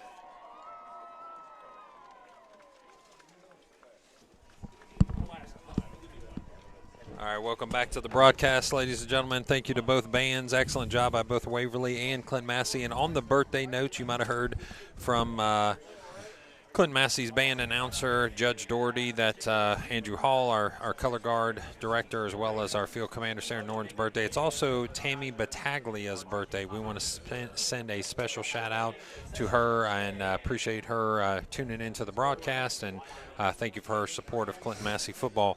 So before we get started with a conversation about this next half, we're also going to end a couple shout-outs. Shout out for the Carter Frank from Haines City, Florida, from Mamaw and Papaw. All right. Go Falcons, watching in Gilbert, Arizona. Grandparents of Aunt and Uncle Owen Trick, number 55. Then we got some Waverly people checking in. How about a Waverly grad watching from Jackson, Ohio? Thank you for tuning in. Hello, go number 53 from Marcy. Looks like let's go Waverly. P.S. That's okay. That we're actually getting a correction on our fumble in the end zone. So 6 and 9 look awful close, as well as 6 and 8. So that was actually Will Futhi that tried to stick the ball over. So we appreciate that correction there. We don't want to put anything on anybody that they didn't Sorry do. about that, so guys. shout out to cheerleader Allie Brown from Memes and Bookie in Fairborn checking in again. I wonder if Waverly we've heard fan from here. San Diego yet. Not yet. Not We yet. will, though. It's nice to hear positive comments for both teams. Nice to listen and while watching. FYI, yep, we got that fixed. So keep up the good work. Go Tigers. The McDowells and Piketon are rooting on both teams. Big Play Gabe is my husband's cousin, and I am a Waverly alumni, hoping for a safe but explosive second half. I would agree wholeheartedly, a safe and explosive. So let's talk about what you're going to see here in the second half. I think PJ. you're going to see an explosive second half. Absolutely. I think you're going to see two offenses that have already scored 35 points, and it wouldn't be anything to see 70 points between these two. So I think you're going to see some offense. You're going to see Waverly, who really, besides one drive, is moving the ball well, you know, with their little passes and down the field. And so I was telling Matt before we came back here during halftime that they're such a good balanced team of offense and defense that I'm excited to watch this second half of ball. Yeah, we're going to have about a 3-minute warm-up here for both teams. So just a quick couple updates on scores. Those of you that might be interested, Western Brown is up 21-20 on Bellefontaine. Good for Western Brown. Yeah, Wyoming is up 8-6 on St. Paris Graham. The last score we have is 0-0 McNick Bethel Tate, but that was still shown in the first quarter, so we're thinking there's been an update there. And then Milton Eunice is up 12-6. So no matter who wins this contest tonight, they probably got a Wyoming or a Paris Graham for sure at a neutral site. So we'll see how that comes out in the next 24 minutes. One more shout out for those of you that have been to the game and maybe gone back home and rested in the warmth. You might have seen the towels that were handed out. It says Clinton-Massie Falcons. Clinton-Massie supports our troops. Yes. American Legion Post 49 and Veterans of Foreign Wars Post 6710. So we appreciate that and the leaders of those particular entities for helping us out and being respectful towards our veterans. We want to spend a special shout out to them. So we appreciate the positive comments from both the Waverly and the Clinton-Massie viewers, and we appreciate you tuning in here to Campus Nation at campusnation.com. I would agree, an explosive second half. Now, I don't want to be prophetic because so far I have been. And I'll say that. I'm going to say this with a little bit of concern, I guess. But so talking to Coach Crabtree, I said, hey, what's something that you want to get better at? You know, I said, what's the positives? You're doing well. What's something you want to get better at? He said, well, you know what? We need to get off to a fast start. Mm-hmm. And we're a second-half team, not necessarily by choice, almost by force. Yeah. That concerns me a little bit. Yeah, if they're a second-half team, they've come out, like we've talked about, intense, They're in it. They're running great plays, great fakes. They're executing a game plan of a balanced attack, but they can throw the ball. They can get it in the hands of those Score big quick. receivers. And, man, if they're a second-half team, then we better buckle up, folks. You're going to have a good game coming to you. A good old good one is what we call it out here in the Country. Good old good one. So, but, yeah, 21-14. If you're scoring 14 in the first half, last week you scored 28 unanswered, so there might be a concern if you're a second-half team. Yes, and so we're going to see a lot of action between them. Clinton-Massie is going to get the second-half kickoff here, and which kind of surprised at the start of the game when Waverly deferred, but Clinton-Massie will get this second-half kickoff. Yeah, we do have an injury update. It does look like Cody Zantini is able to continue to play after that first series defensive injury to his hand, but the word around the sideline is that Dalen Maple, one of the defensive starters for Clinton-Massie, is done for this game. So it looks like an injury is going to take him out for the rest of this game, and we'll get an update on him hopefully as the week goes on. So Clinton-Massie is going to have to patch a couple holes. We did see number 59, Frisch, holding his knee as he went out, but it looks like he's getting ready to march back on the field here in just a second. Yeah, he's feeling good. So we'll see what Waverly decides to do. They're going to kick off on the 40-yard line going from left to right. That's going to be Keegan Smith that's going to be booting the ball for the Waverly Tigers. Wouldn't be surprised here if they try to keep it away from Carson Van Hoos. Maybe that's going to be a squib kick. Maybe it's going to be even something on sides. But they're able to kick this ball away, and it's going to go to Carter Frank. He's going to retrieve it at the 8-yard line. He gets his blockers up front. There you go. He's going to met with an open hole, and he's going to get a good return. He's going to stay on his feet, keep the ball close to his chest, and get a run back to the 43-yard line. So he caught that at the 10. That's going to be a 34-yard return. Yeah, nice run. And, again, that's kind of reminiscent of what we watched Waverly do the first half. He finds his hole patient, and he's going to bring it back to midfield, so you got a lot less field to work with. And we'll just give that one up for Grammy and Gramps and Papa and Nana down there in Florida. Everybody, Haines City, Oregon, everybody's representing on that particular run. That's so right. Starting this second half, Blake Irelan will start on the right-hand side as the single receiver. It's going to be a wishbone backfield with a tight end of Dawson Conley to the left. Cody Zantini gets under center. He's going to snap the ball. It's going to go to Carson Van Hoos. He's going to be met by a wall of defenders there by the Waverly Tigers, and he just gets a couple yards on that first down run. Yeah, nice play there. And so we see this defense is intense just like they were the first half. They're bend but don't break. They've given up some points, but they're putting a nice wall up there against this Massie offensive line. They're making them work for every single one. Now, there was a nice long run by Carson Van Hoos in the first half, but for the most part, it's been a grinded sort of offense for Clinton-Massie. Carter Hooten brings the play in, the snap and the turn of the lineman to the offensive set here on the 45-yard line. It's going to be a double slot look. Carter Frank's going to go into motion. Cody Zantini keeps the ball. He spins a couple times. He makes one person miss. He's at least going to get positive yardage on the play. In fact, he's going to get down to the 48-yard line, almost a first down on that run. So he was met in the backfield, spun around one time, nice move. Made one person miss, got off to his left again, and was able to get a few positive yards on that, making it third and a little over a 1 at this point at the 49-yard line is where that ball is going to rest here at Frank Ireland Field. Thank you for joining us at campusnation.com. Go to Campus Nation, their YouTube channel, and like and subscribe, please, to make sure that we can keep these sponsorships coming in. Clinton-Massie sets under center. Colton Trampler gets the ball. He's able to push ahead. He's going to grind and drive about 2 or 3 people backwards, and he's going to get a first down plus 4 yards. 4 defenders later, he's got the first down and carries them with him. Want to give a shout-out to my son, Carter, having a birthday here in a few days. So happy birthday, Carter. I know you're watching, and I know they enjoy watching because wife just texted and said, man, I enjoy watching you guys and listening to you guys call the game. So they're at home in the warmth of the house watching the game. So happy birthday, Carter. My wife touted that she's smarter than both of us because she's going to be sitting in a nice warm home listening to us. So it is nice up here in the press box, a little colder on the field. Yeah.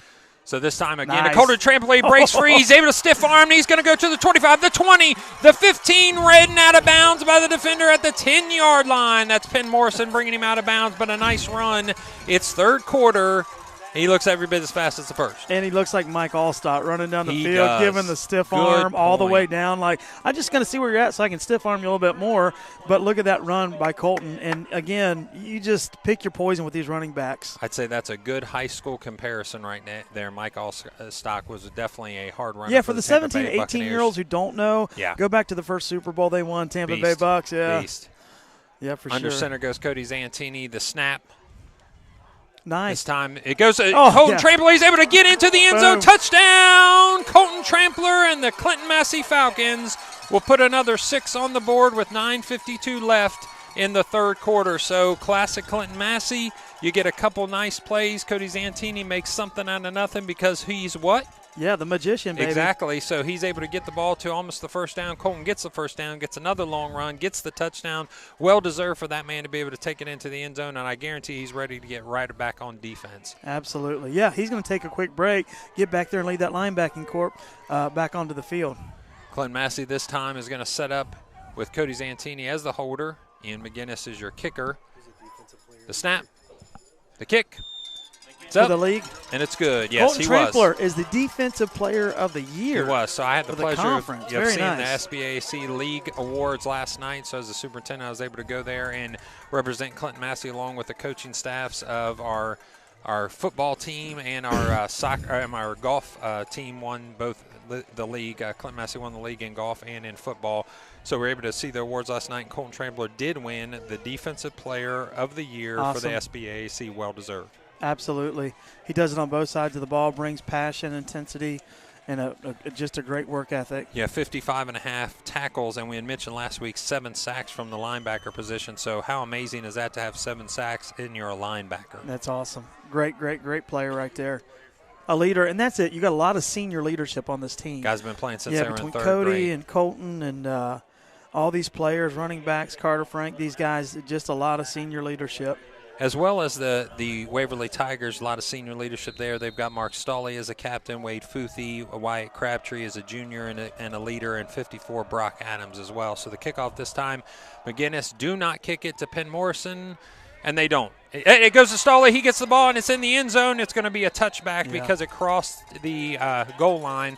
It's going to be an immediate touchback. So Stolley kind of hit off the top of his hand there and then bounced back just a couple yards, and it's going to bring it back out for the Waverly Tigers. Might be a good break because you pick that up on the one. You got a lot of running to do, and that defense was going to get on you quick. Yeah, those of you that know in high school, as soon as it crosses the goal line, it's considered a touchback, whether that's on the roll or in the air. So we want to keep all these high school players safe.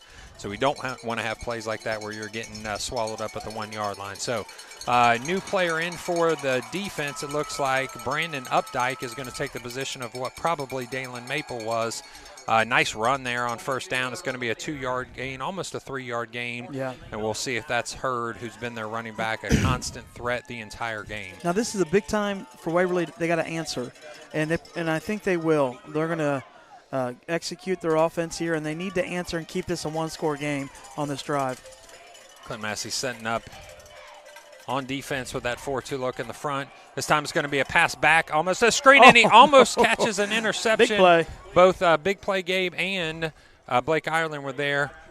We appreciate the 3,700 views that we're already getting here on this particular broadcast. We appreciate those that are tuning in at campusnation.com and on the YouTube channel, Campus Nation. Again, like and subscribe so we can keep these broadcasts coming. Futhi calls for the ball. The snap goes. He sets, looks to his right. The nice long arm. throw by Will Futhi. This time it's interception by Carter Uden. Carter Uden gets the interception. Nice. He brings the ball down at the 47-yard line. That's going to be a turnover for Clinton-Massie. That's a big change of downs there for the Falcons. Yeah, nice play there. Sizes it up, goes up. We talked about these undersized, not necessarily undersized, but against these tall receivers. But that was a play by Carter Uden to go up, high point the ball, bring it down. And the momentum with the score here, you're going up. If you can march it down, the 3-score lead, that'd be big time. So nice play there by Carter Uden. Great play by Carter Uden. So this time the ball was underthrown just a little bit. So Futhi making a play on the ball, tried to cut back underneath, but Carter Uden had position inside on him, was able to high point the ball, like you said, and bring it down, and Futhi had to become a defender there. So Clinton-Massie with a big turnover. We said a clean game is going to be the difference in this game, and right now the advantage goes to Clinton-Massie. This time they're setting in a double slot look. The ball goes to Colton Trampler, who's going to be met immediately and brought down. No gain on the play. It's going to be 2nd down and 10. Now, they've said before, if you don't stop our fullback, we're going to keep giving to him. Well, once you stop him, now what are you going to do? Yeah, you're going to go around the end, or you're going to fake that, pull it out, and Cody may run it like he has. Yep. Yeah, Cody, I've got full confidence in Cody Zantini to run this offense.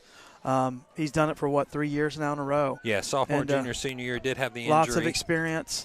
But this offense is in good hands with Cody. There's no question. He's a smart football player. We've talked about high IQ, which Coach Crabtree gave credit to Mark Stawley again as just one of those very intelligent runners. Whoa, off to the races, but it's going to stop there because it's a false start penalty on Clinton-Massie. I was getting excited. After the no gain on first down, it's going to be back another 5 yards, so it's going to bring up 2nd and 15. And we had mentioned that before when I talked to Coach Crabtree. What is it about these players, what about these seniors, these versatile players that you like about them? He said very high football IQ. He mentioned specifically Mark Stawley that just knows the game, knows everything about it, knows the positions, it's defensive, offense. He's moved around wherever they need him, and that's the kind of player you want. That's why he wants to copy him a few times over in hopes that, he gets a few more just like him. And again, that young man, congrats to him as he battles cystic fibrosis and able to play on the field. What prayers a blessing. and best wishes that's right. for that prayers and young blessings man. to that young man. So double slot look, single receiver to the left. Ball goes to Colton Trampler. He's met again quickly, so it's going to be 3rd down and 12 at this point. So if you're Clinton-Massie, are you happy to go ahead and try for a run here and get or the trick play, which we also call a pass? Yeah, and Clinton-Massie when you look at the attempts by Clinton-Massie all year, there's been 38 attempts with 22 completions. It's a 57.9% percentage of completions with 546 yards. He does have 5 touchdowns against 1 interception. Let's pass. I want to do it. I want to get used to passing in these playoffs. Should we move on? So I want to pass here and let Cody work on his craft a little bit. Carson Van Hoos. It's tough. Goes to Carter. Oh! Nice deflection by number 10 on that. And we mentioned him before, McClellan. Looked like he got over and hit Carter, but he's got you on defense and just missed it there. But great pass by Cody. Yeah, I think he was able to deflect that just a little bit and wobble the ball. Yeah, so Carter Uten was there, but and a nice pass, but a nice defensive play by McClellan, who, again, is high in the league with 4 interceptions, a second on the team. So this time Keegan Lamb's going to set up around the, it looks like, 28-yard line, getting ready for this kick. Hey, good for Waverly to get that ball back. The punt goes. Penn Morrison's going to fair catch this, bring the ball in at the 25-yard line. He's not going to try to return that one. So lucky for us. Yeah, Clinton-Massie is going to set up their defense on the 25-yard line. That was big. That was big to have a stop. And now it's going to be even bigger if they can go down and march in and put this thing in the end zone. Yeah, congrats to Waverly. You got behind the chains with a penalty. That didn't help. And then you got stymied on a couple plays with just a 2-yard gain on one and no gain on the other. So Clinton-Massie not able to convert that turnover into points. They are able to keep them on the south end of the field by about the 25-yard line this time on the punt return fair catch. It's going to be a 2-by-2 look, it looks like, for Waverly, and they get the ball snapped. Futhi sets. Pass goes over the middle, and it's knocked down. Deflected a little bit at the line of scrimmage. It looked like Leighton Bell was able to get in there on defense, and there's some calls of, maybe a potential holding call over here by the Clinton-Massie faithful. I think they want to see some sort of yellow against them, against Waverly this time. So you do have Leighton Bell, a junior, who's definitely a good player, started as a sophomore and playing well as a junior this year. So Clinton-Massie sets up again in that 4-by-2 look. This time the motion goes behind Futhi. Futhi spins the ball out to that bubble screen, goes out of bounds. And nice clean hard stick, hit. Yeah. Nice hard hit by Cody Zantini on Penn Morrison. Here's the problem, though. Even though that was a nice hit, you're down to basically either a first down or you've got maybe, you're going to move the chain. So nice. it was a great hit, a great stick, but we need to make sure and stop that before he gets the first down. So Clinton-Massie sets up this time on defense with a 4-2 look right about the 35-yard line. The ball goes out to the other side, another bubble screen. It's brought down after a 5-yard gain, this time by Blake Irelan and Gabe McDowell. There's a stigma in the NFL about quarterbacks. Don't touch the quarterback, don't hit him. But when you look at Cody Zantini, this kid's a football player. He's a quarterback, but on defense, he just put a hit on this guy, and he just likes playing football. He just wants to play, yeah. It doesn't matter what side of the ball, he just wants to play. He is getting some college looks, talking to Thomas Moore, a couple other places, and I know Futhi is also Stolly with a nice catch. He's driven down, but it's going to be a first down for Waverly. Will Futhi's getting some looks by Max Schools, Old Dominion as well. Who is that? That is number 1 for Waverly. That's Mark Stolly. So we want to make sure that Stolly's okay. While we wait on that gentleman, we are going to give a shout-out to our sponsors. So Crystal Duncan Realtor, Keller Williams Pinnacle Group. Crystal Duncan, your Clinton-Massie hometown realtor. Crystal is is from Keller Williams Pinnacle Group, and she invites you to give her a call for all your real estate needs, whether buying or selling land, new construction, residential or commercial. Her 24 years of experience in the business will help you achieve all of your dreams. Crystal is a Massey grad and an ex-school board member, so the community means a lot to her. Give Crystal a call today at 937-725-5097. So go your hometown realtor, go Falcons. So we're seeing Stoley get up off he's the up ground. good. He's going to go on by his own power off to Good. the sideline, so we wish him nothing but health and happiness there as he gets ready to come back on the field. And we'll get back to our other sponsors here in just a second. So Clinton-Massie setting up defense this time at the 48-yard line. Without Stoley, they bring in a different receiver. We'll try to get you a number that could be McClellan. We'll see a number here in just a second as this ball gets hiked from the 48-yard line to Futhi. The bubble screen fake. Ooh. Blake Irelan knocks the ball down, so that is McClellan that's come in for Stoley, number 10 on the offense this time. So the signals are going to come in from the sideline. Looks like they're running signals in from the sideline by a coach over there, and the offense looks over there, which is pretty commonplace, especially in college football nowadays. Everything's going to go from the sidelines and signals. Not like Clinton-Massie. They like to run their plays in every single time. Definitely to chew that clock up as well. So 2nd down and 10 is your downage right now, and then it's going to go out of bounds. Stoley gets the ball, and he's able to spin around and go down at the 47 out of bounds. That's going to be a nice, successful passing catch on 2nd down, turning it into 3rd down and 5. Yeah, and so they need to convert this. A little clock being chewed up here on this drive, about 6:22 left here. But, yeah, they definitely need to convert this and keep this drive alive for Waverly. As Clinton-Massie gets set up on defense, the Futhi calls out a different play there. Looks like he checks with 3 receivers to the right. This time they're going to call a timeout, and while they're calling a timeout, I believe Rick Phillips is going to have an opportunity to show this beautiful towel that was given to us with sponsorship by the American Legion and the VFW Post 6710. We appreciate that. We appreciate the fact that Clinton-Massie wants to support the troops. So again, absolutely. The rest of our sponsors we want to get back to is Sam's Meats. Football fans, stop by Sam's Meats in Wilmington, Ohio, and support a locally owned and operating business, Sam's Meats, for fresh chicken, pork, deli sandwiches, lunch meats, cheeses. Their meat deals are a great way to buy meat in bulk, helping you save time and money. Dine in and enjoy homemade hot bar meals and grill items. Sam's Meats also offers catering, party trays, and homemade desserts. Open Monday through Friday, 8 a.m. to 6:30 p.m. and 8 a.m. to 4 p.m. on Saturdays. And if you're me, if you're you, if you're Corey Price, our fantastic cameraman, we bringing him into our own, even though he's a Waynesville grad. He's a Clinton-Massie Falcon family member now. Yes, he is. He's not going to forget the bacon. You've shunned the ways of Waynesville, and you've joined the Falcons, and you're the, soaring. Join the Blues. So trips right. The motion goes with Crabtree across the formation. He sets up on the left-hand side. The snap, the ball goes to Hurd. Hurd is met by Colton tackle. Trampler and brought they backwards. That. It's going to be 4th down and 5 on this particular play. So we're going to give a shout-out to Jeff Ross, the owner of Roscoe's Pizza, because he is such a great community member and did a great thing for EJ's father-in-law, Todd Patton, and a Jeff. fundraiser. We appreciate that. So going to be 4th and 5 as the crowd comes alive on the Clinton-Massie sideline. The ball snapped. Futhi surveys Got the plenty field. Of time. Long throw. Going to be picked. To Cody Zantini. He picks that ball and brings it down at the 24-yard line. Looked at it a little bit too long. Yeah, could have knocked it down, and you'd got better, but you're going to take those on your stats, right? You're going to take an interception. Yeah, it was 4th down, so he was thinking he should have knocked it down, but I think the excitement got to him. He was able to pick up the ball in the air and brought it down Good immediately. As a punt. Yeah, it's going to be like a punt, so it is a turnover for the Waverly Tigers again, this time setting up. We appreciate the great camera work by Rick Phillips, although I'm sure they'd rather see the game than our faces, that's for sure.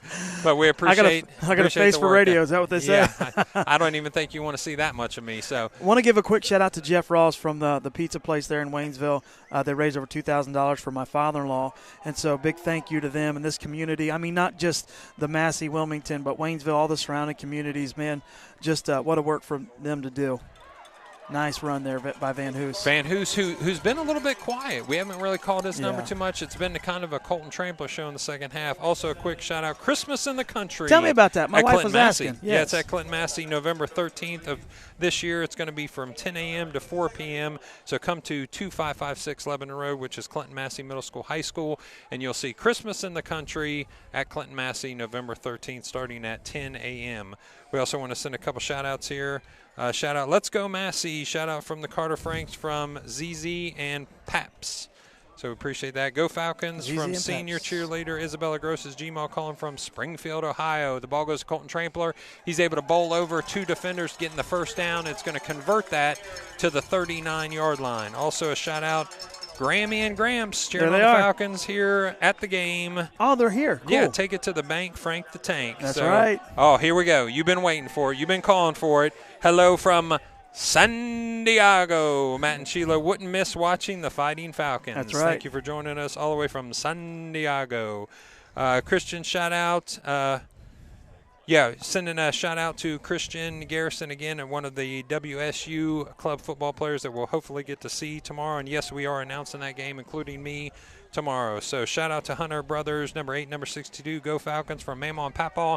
And that's going to be a successful run by Colton Trampler again. That hard grinding yardage of 5 yards, bringing him down to the 45-yard line. That's 4 or 5 guys to bring him down. That has called some strength there.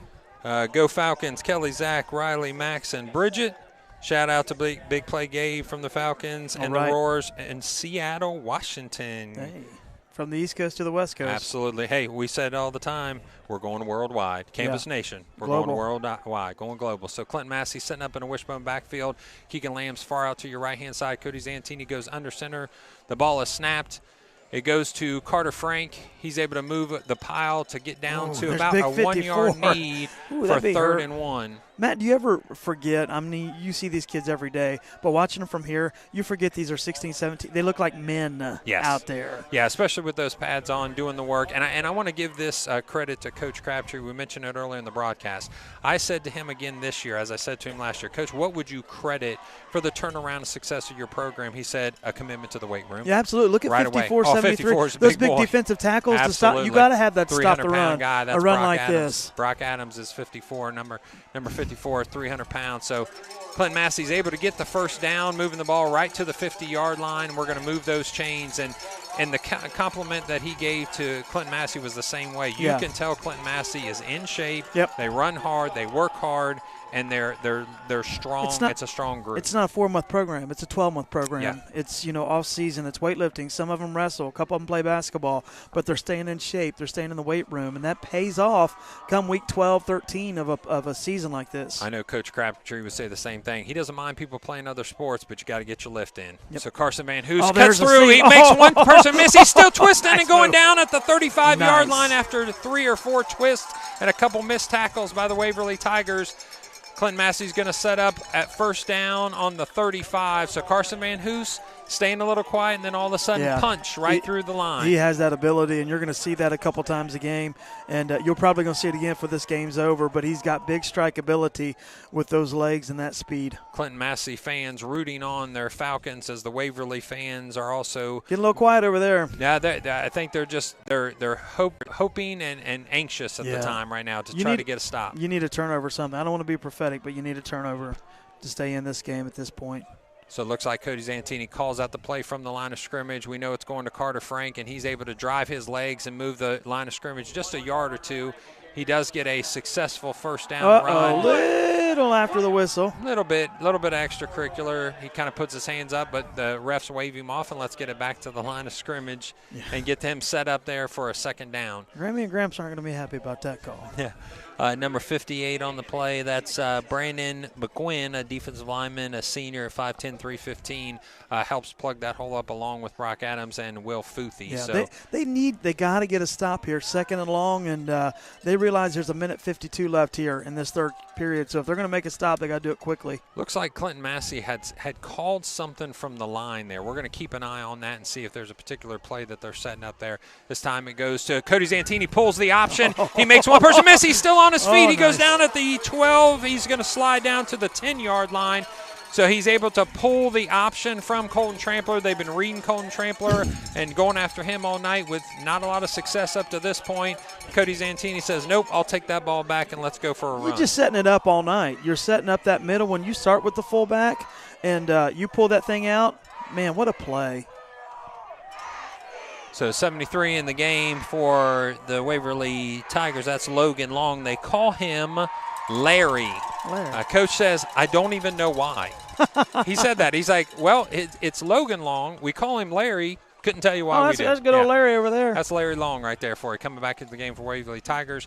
Goes to Colton Trampler. He tries to find a hole. He's able to find a crease. He goes another 5 yards after getting stopped initially on that play. Looks like Garrett Vance kind of got stepped on there, has to come off the line of scrimmage and hobble just a little bit. So just a bit. I noticed Colton could have cut it out, but he always decides to take on if there's defenders. Yeah.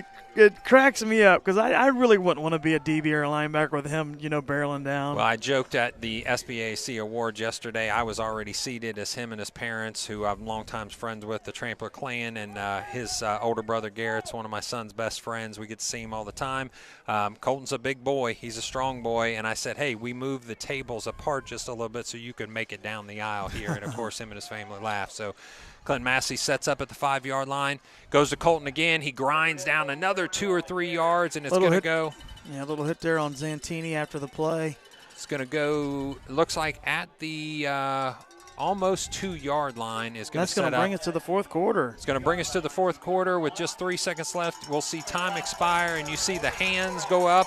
It's going to be fourth quarter for Clinton-Massie. So 28-14. So you're able to put a score on the board if you're the Falcons. You didn't score as the Waverly Tigers. You had a couple turnovers. You had 2 interceptions. Yeah. Colton Trampler was able to kind of drive us all the way from probably be about the 50-yard line with a couple runs by Frank and Carson Van Hoos as well.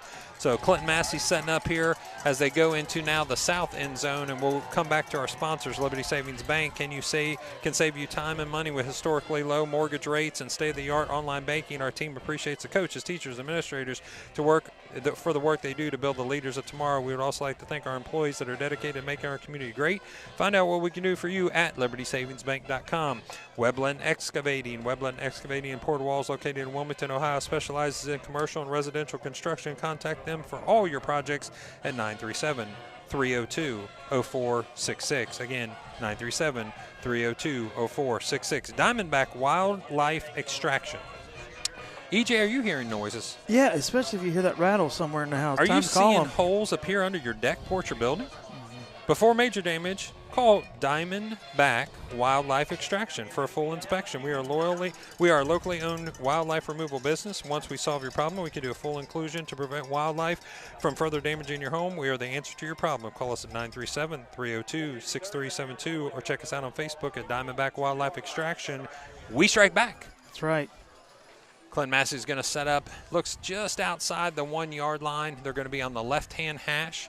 28-14 is your score. As we start this fourth quarter, Clinton-Massie is going to set up with one receiver to the right and a tight end unbalanced look to the right.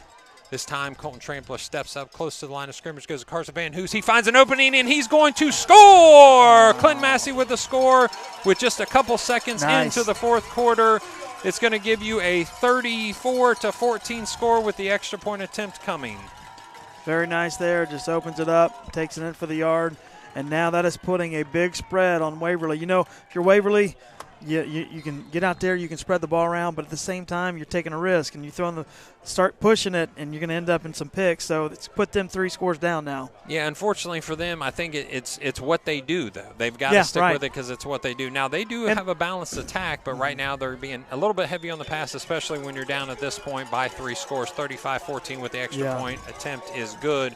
So Clinton-Massie uses some time. Yeah. If I'm correct, that was about half of the third quarter on that last drive, or the combinations of the last couple drives there. So Clinton-Massie doing what they do. That's right, eating clock. And we've said this before, Coach McSorley likes to win ugly. Yeah. And what does that mean? That means the best defense is a good offense that stays on the field. Stays on the field. Keep them, and you keep your defense fresh. Yep. You keep them their legs fresh. And so now, if you're Waverly, you're definitely in the mode of we got to score and score quickly if we got a chance at all. So you're going to see them, throw this ball around, and they got a quarterback who can do it. And so you're going to see them get out, get in that spread, and they're going to try to make something happen with the pass here. And can I just commend Colton Trampler? Oh, yeah. I mean, absolutely. Has he not put this team on his back the second half and said, Coach, give me the rock. Yeah. Give it to me. I'll get those hard yardage. I'll grind. And like you said, we're going to give it to them until they stop us, Yes. and they're not stopping us with that. So now, unfortunately for Waverly, they don't have an answer right now for Colton Trampler. So if Colton Trampler wants to, he can just run the ball the rest of the quarter. Mm-hmm. So setting up on the 40-yard line is Ian McGinnis.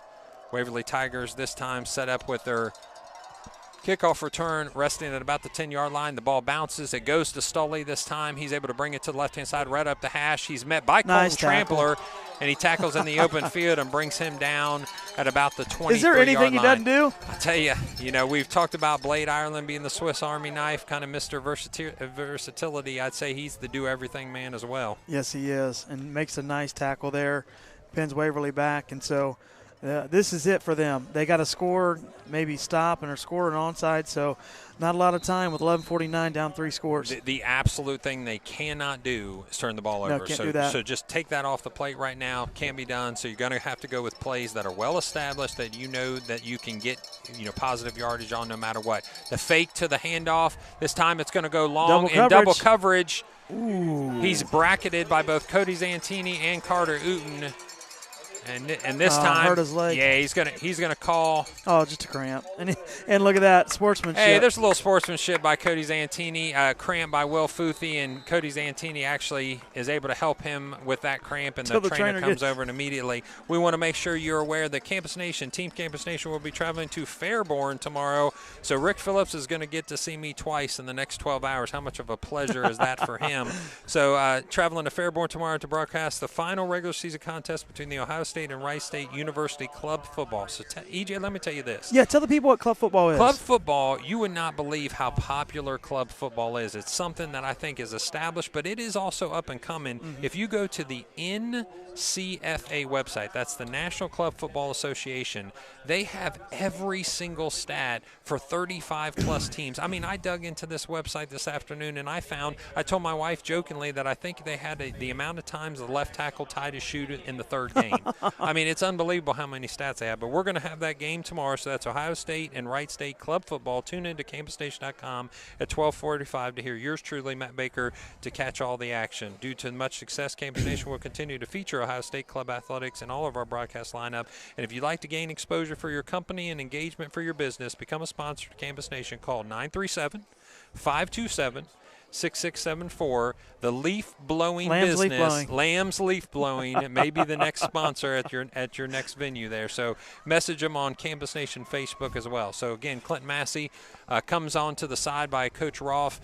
Shout out to Coach Roth. Coach Roth, as a former head coach, brings a lot of experience to the table. Was willing to come back to his alma mater. Was willing to come back to where his kids went to school, and said, "Hey, I'm going to leave my position as head coach. I want to come back where the tradition is and be back as a Falcon family member." So we appreciate Scott Roth and him coming back home years ago. He actually started back to Clinton-Massie as I started my superintendency, so we got to join back together very quickly. So Will Futhi does limp slightly off the field, so they're probably going to get him stretched out. Yeah, it's a cold night, ladies and gentlemen. It's a cold night, especially on the field. We have a little bit better feeling up here in the booth, but taking him out of the game takes away a deep threat for sure. So into the game, we'll get a number for you here in just a second to see his replacement.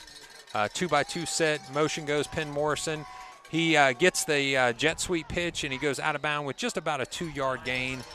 So that's Futhi to Morrison. It is considered a pass with that slight toss there, and he goes out with just a minimal gain there. So Clinton-Massie's able to hold that jet sweep to just a few yards. So into the game, like I said, to replace him is number 2, Hudson Kelly, is a junior at 6'2", 165. So he's replacing Will Futhi at this time. So Penn Morrison looking for the call. He comes to the outside, almost to the numbers.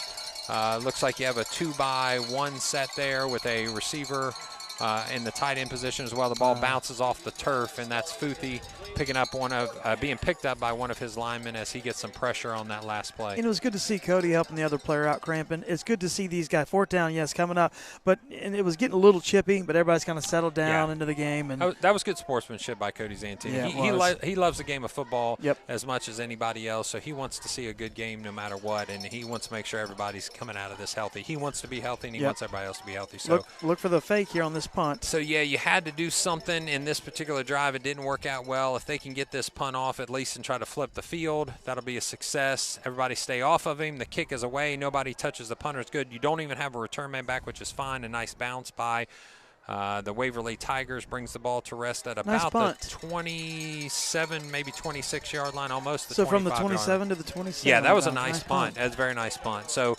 Clinton-Massie able to maybe drive the field here and definitely make it pretty rough to get back in the game if you go down by 4 scores. Yeah, one more touchdown does it for them. I would say at this point it's really as much about time it is score. Just a slow, methodical drive would be good for everybody on this side of the field and for all the Falcon faithful. Just take 6-7 minutes if you can, 5-6 minutes, and just march it down. But, the capability is there to strike quickly. And we saw this against Alter. If you remember the game you and I called last year, against Alter, they needed that 6 or 7 minute drive to end the game so the ball wouldn't be turned back over to Alter because they had the lead, and they were able to accomplish that. So we'll see if they can do it on this particular play. Timeout this time by Waverly.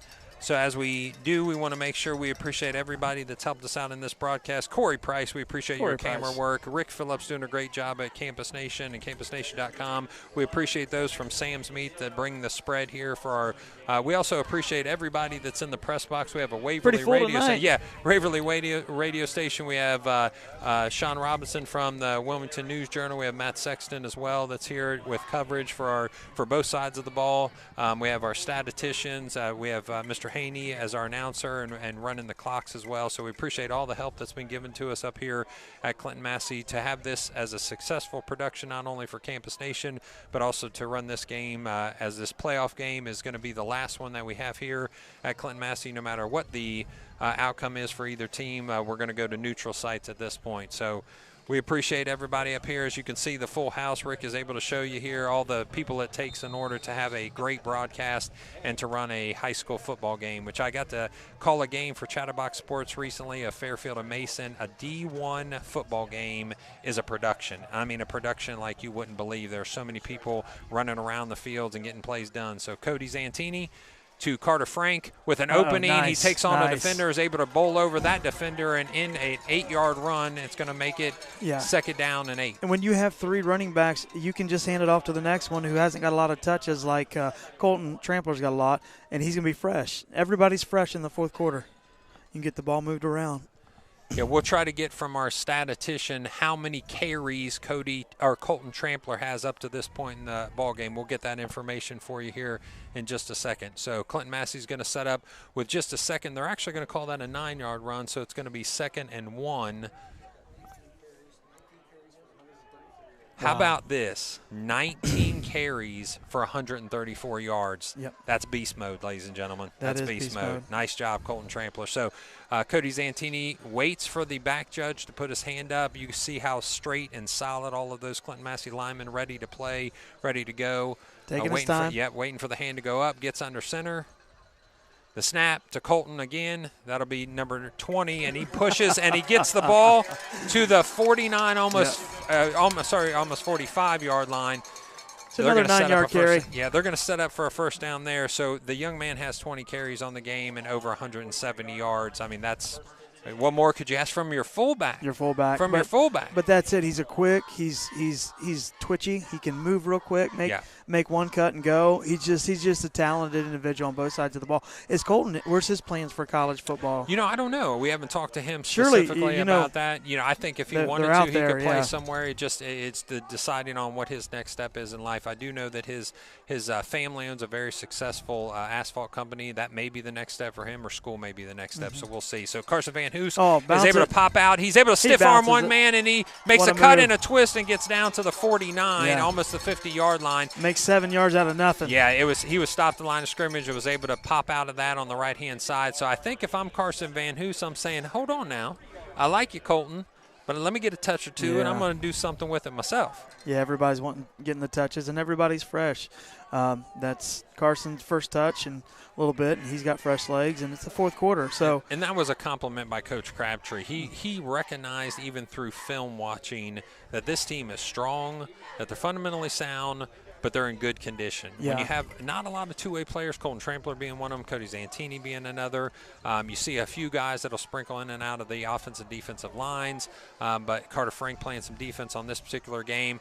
Colton Trampler goes down after a first down run. Yep. It's going to bring it first down at the 46-yard line, and we're going to move the chains. And we started 11-something. Now we're in 3 minutes into this drive, and we still got some field to work with, so we might want to chomp up another 3 minutes here and just let that clock roll down. Yeah, we appreciate the 4,400 views at this point. So we've got a lot of people watching here at Campus Nation, campusnation.com. Again, going worldwide. Going worldwide. That's so while we got just a second as Clinton-Massie's getting set up, we'll take a moment here as Cody waits for that back judge to put his hands up. He knows that eats up just a little bit of extra time. Carson Van Hoos gets it. He's able to break loose, and he's going to be off to the races all by himself. It's going to be a house call for Carson Van Hoos. Wow, there it is, folks. That may be a coffin nail, ladies and gentlemen.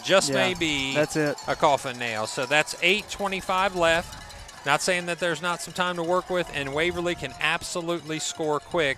But right now you're looking at a 41-14 deficit, possibly 42. And Clinton-Massie is just clicking on all cylinders. Like you said, you wanted a long drive. Well, you got almost 4 minutes out of it, but it ended with a score. Yeah, it ended with a quick strike, like the Diamondback Company, quick strike. Yeah, we strike back. They strike back, and the unfortunate part for Waverly is they're having a hard time striking back at this point. So nice, just what you're used to, just a incredible run, and you see the explosiveness of Van Hoos.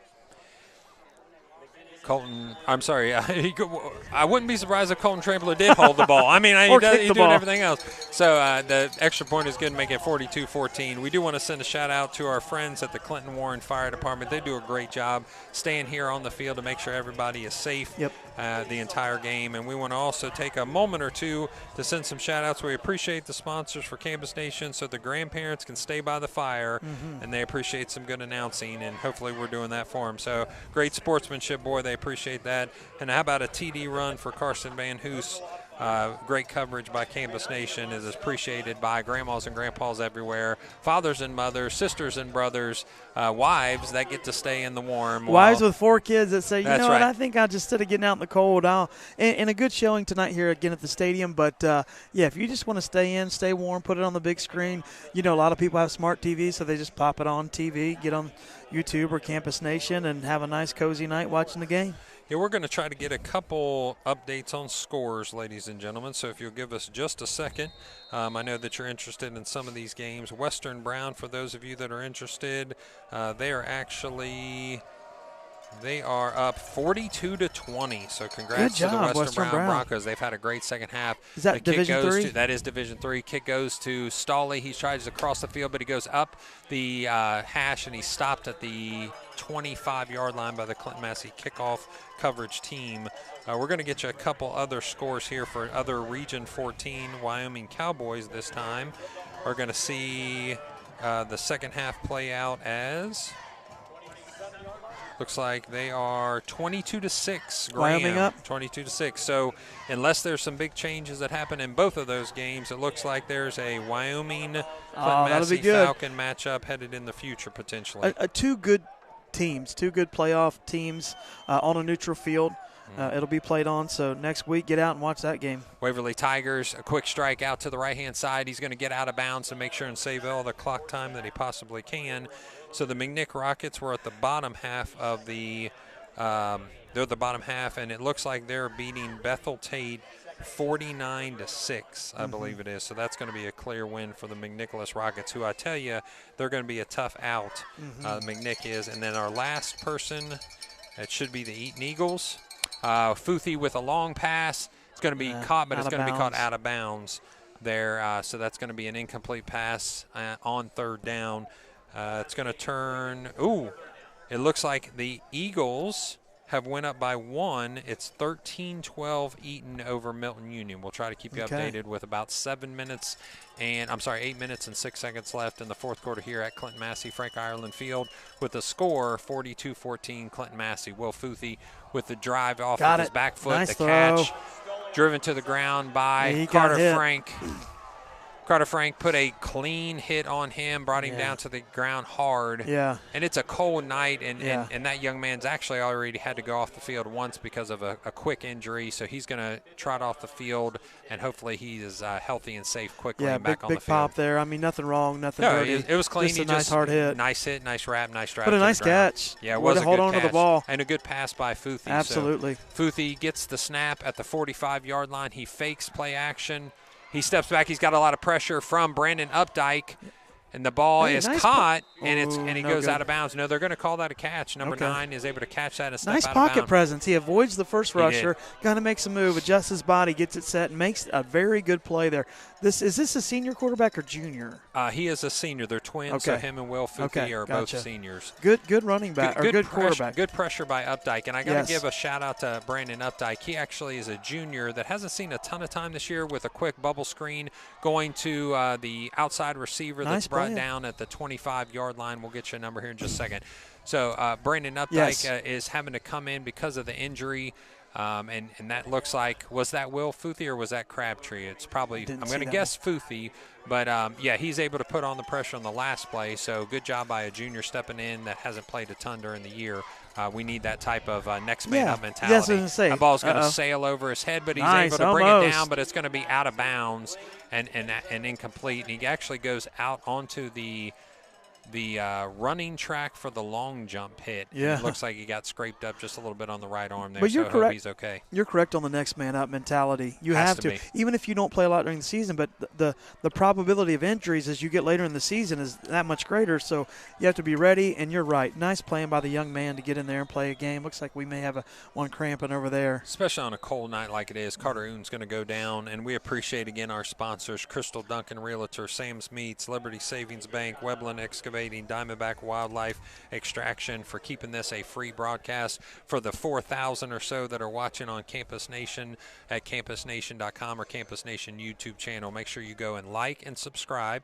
And if you like what you see here tonight, you also like what you see tomorrow when the Ohio State Club football team takes on the Wright State Club football team, the 5-2 Wright Raiders versus the 4-2 Ohio State Buckeyes. Let me tell you how to do this, folks. You get home and say you want to watch the Buckeyes on TV. You put them on TV, then you get your tablet or your phone. That's right. You get on Campus Nation, and you watch both. That's right. You can have the best of both worlds. So don't think, well, I got the Buckeyes game. No. You get your cell phone, you get your tablet, you watch the club football, and then you watch a little college, Michigan, if you're so inclined. Most people aren't, or Ohio State.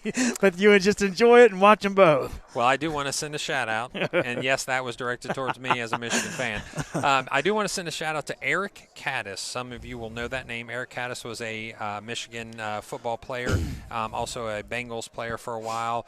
He is a owner of a sports realtor in this area. He does a lot of Southwest Ohio schools. He was able to come out to Clinton-Massie this week and talk with us about helping us out with some equipment and some other things, and we appreciate that. What a great conversation him and I had. We actually know a lot of people. He's a very personable gentleman, so we appreciate Mr. Caddis and his commitment to high school sports here in Southwest Ohio.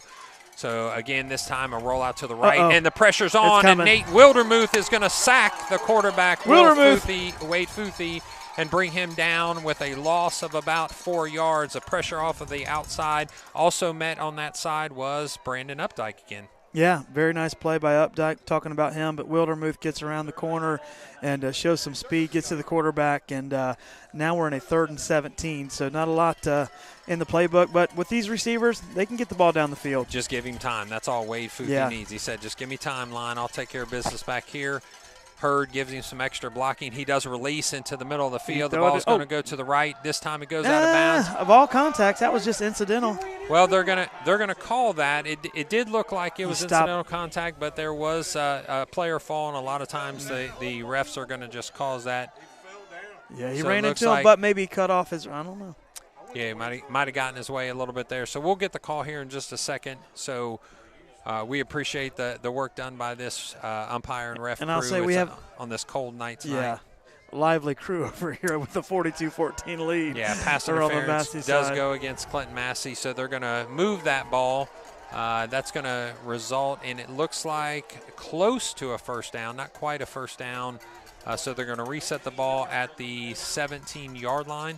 Waverly's going to take the play there from there with a 2-by-1 set. There is still a running back in the backfield. This time, the ball gets faked to Hurd. Nice catch by Futhi, and he's able to roll into the end zone. And there's going to be a couple flags on top of that afterwards. Face mask, maybe? Yeah, it might have called a face mask on that. We'll see here in just a second.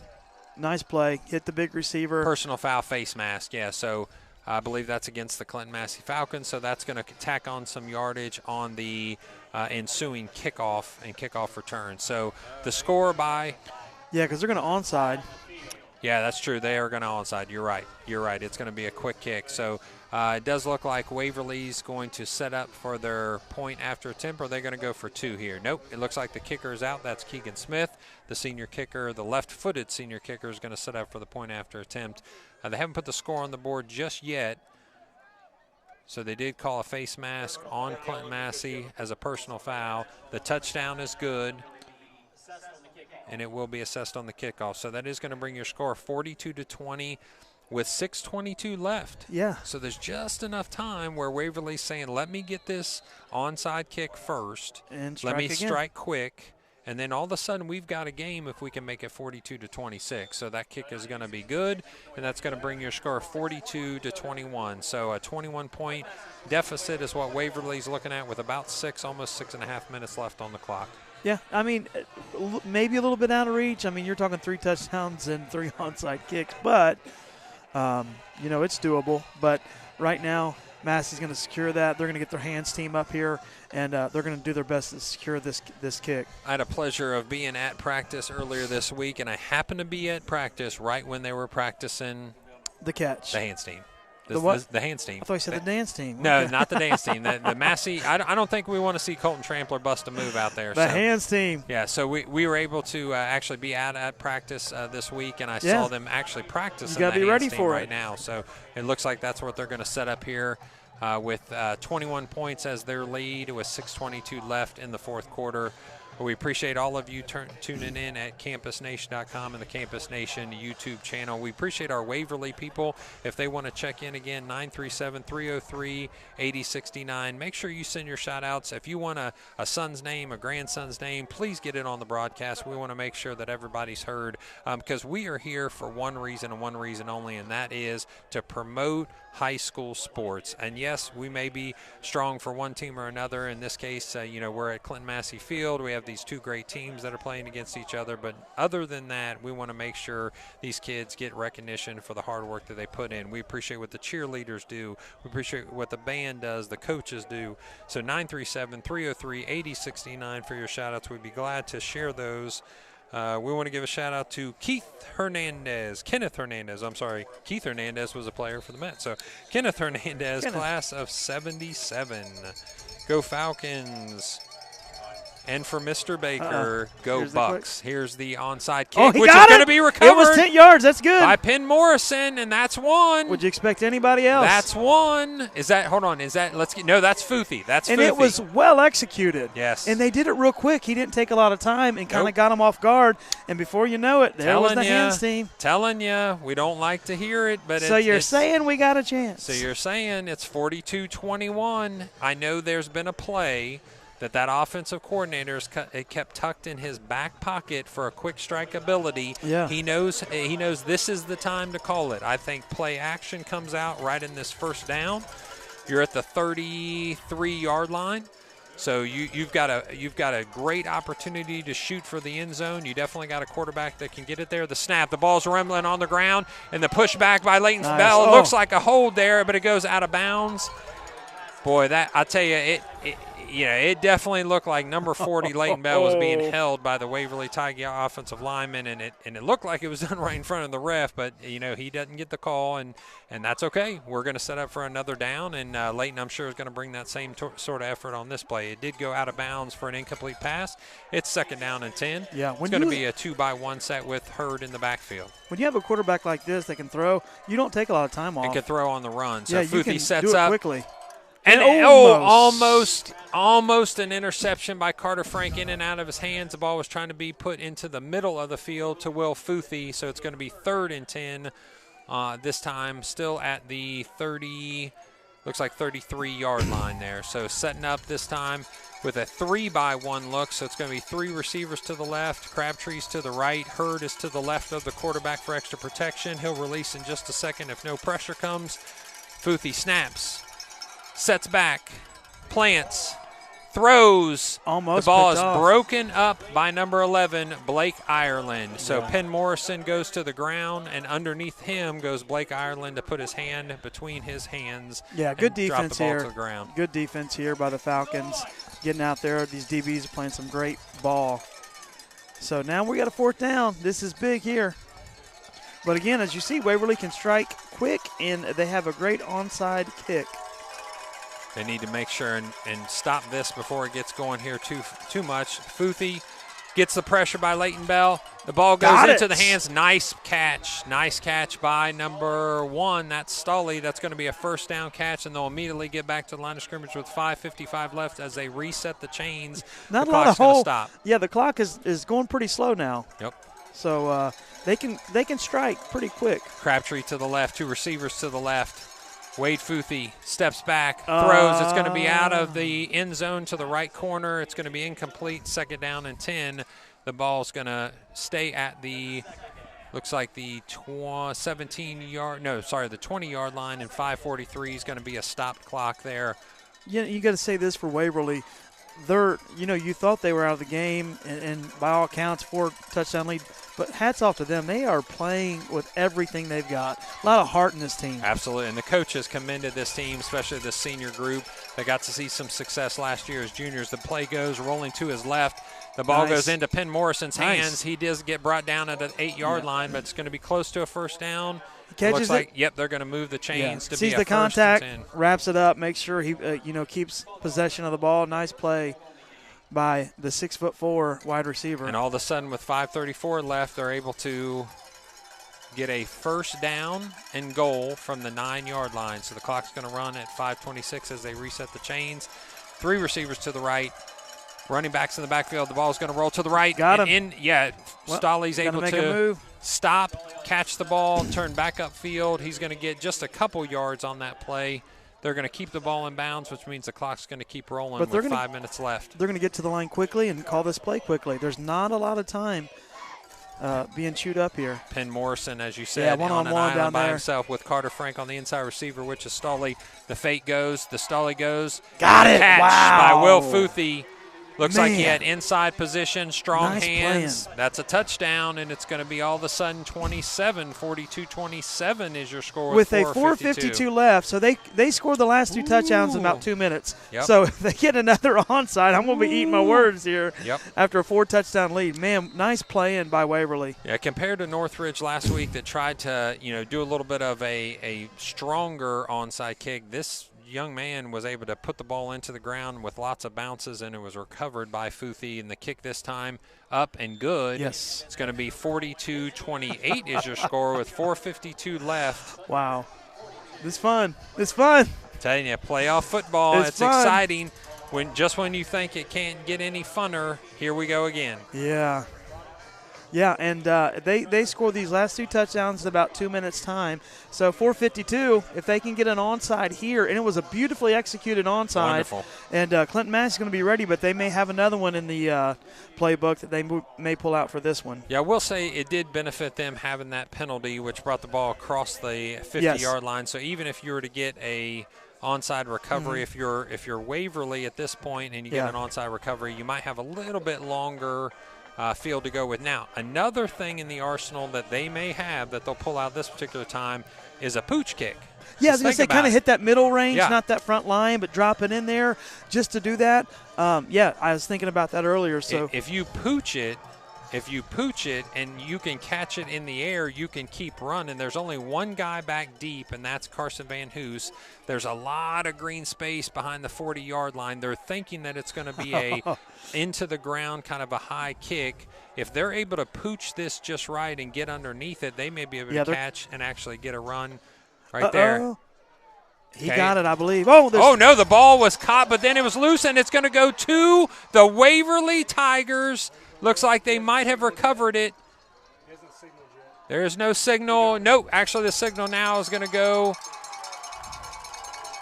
Nothing yet. Nothing. We can't see it. We're going to wait just a minute, ladies and gentlemen. So out of the pile comes Keegan Lamb with the ball.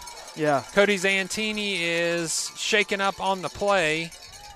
So he's going to have to go back to the line of scrimmage, a little hurt at this point. So big play, Gabe McDowell and Keegan Lamb are able to come off the sideline. They're going to get a call and reset this play here in just a second as Blake Ireland and Carter Uten also come off the field. So at this point, it is basically in the hands of your offensive line and running backs to decide whether this game is over or not. You've got 4:52. You've got a 14-point lead.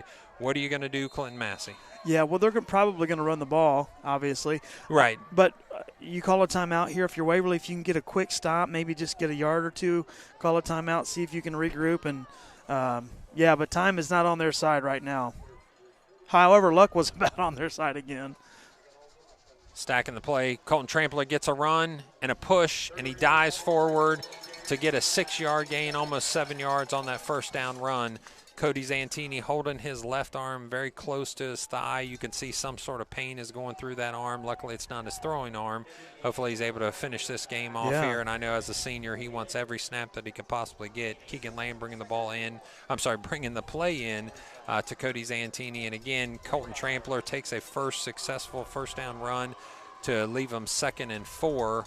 Keegan Lamb will trot out to the side. He'll be your single receiver to the right. A wishbone backfield is set up. Cody Zantini smartly is going to wait till the gentleman waves to say there's just 5 seconds left. Carson Van Hoos with one cut is in, and the green grass. He's going to be all by himself, breaking free and running to the house again. Yes. Touchdown. Van Hoos on the Clinton-Massie trying to create some more separation in the score. Nice job. That was 45. The one previous was 46, and he's got the lane was open, and he turned on the afterburners. So Colton Trampler gets you your hard yardage, and while you're looking at him, all of a sudden Carson Van Hoos runs right by you. Yeah. One of the things is when you get all the guys up and try to stop the run, sometimes back in that secondary, it's open, and it has been for him. And that's a nice answer by Clinton-Massie. A fast answer, but a nice answer. I mean, it does end in a score. Hasn't this been a game we said earlier, momentum?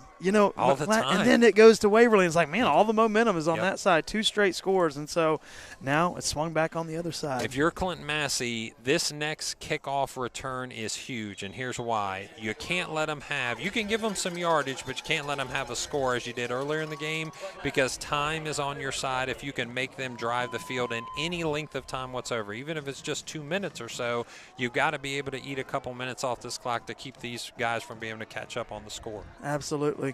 And so I'm not kicking to 9. I'm kicking even if I had to kick. And maybe at the very first play of the game we got a penalty. McGinnis kicks out of bounds. Maybe that is intentional. Kick away from number 9, Penn Morrison, and try to put it in the hands of the other return man. If I'm the Clinton-Massie coaching staff, I would have no problem right now kicking it out of bounds. Mm-hmm. None whatsoever. 17 carries and 220 yards for Carson Van Hoos. So 5 touchdowns tonight for Carson Van Hoos. And he's been able to break some long ones. I'll take your carries and I'll take your carries. I'll raise you the carries, but I'm going to also raise you a few touchdowns as well. So nice job by Carson Van Hoos and Colton Trampler, kind of that 2-headed monster yet. Carter Frank and Cody Zantini, and make it 4 heads back there. So this time it's going to go up. It's going to go to Penn Morrison. He's able to catch it. He's waiting for his blocks. He's slow playing it a little bit. He finds an open hole, but he is going to be brought down at the 34-yard line. And I'm telling you, that's a good return for Clinton-Massie. If you're Clinton-Massie, you're okay with that because you're saying, okay, he didn't score, and they still have to drive about 65 yards. Yeah, and I think you see him, well, why is he going so slow? Well, they're waiting for that hole. Once that hole opens up, you hit that hole, but it never kind of materialized, so they were able to get their hands on him. Decent return, but for this guy, it's good to keep him down there on the 33. He was successful waiting for that block earlier in the game, so he wants to make sure that he does the same thing this time.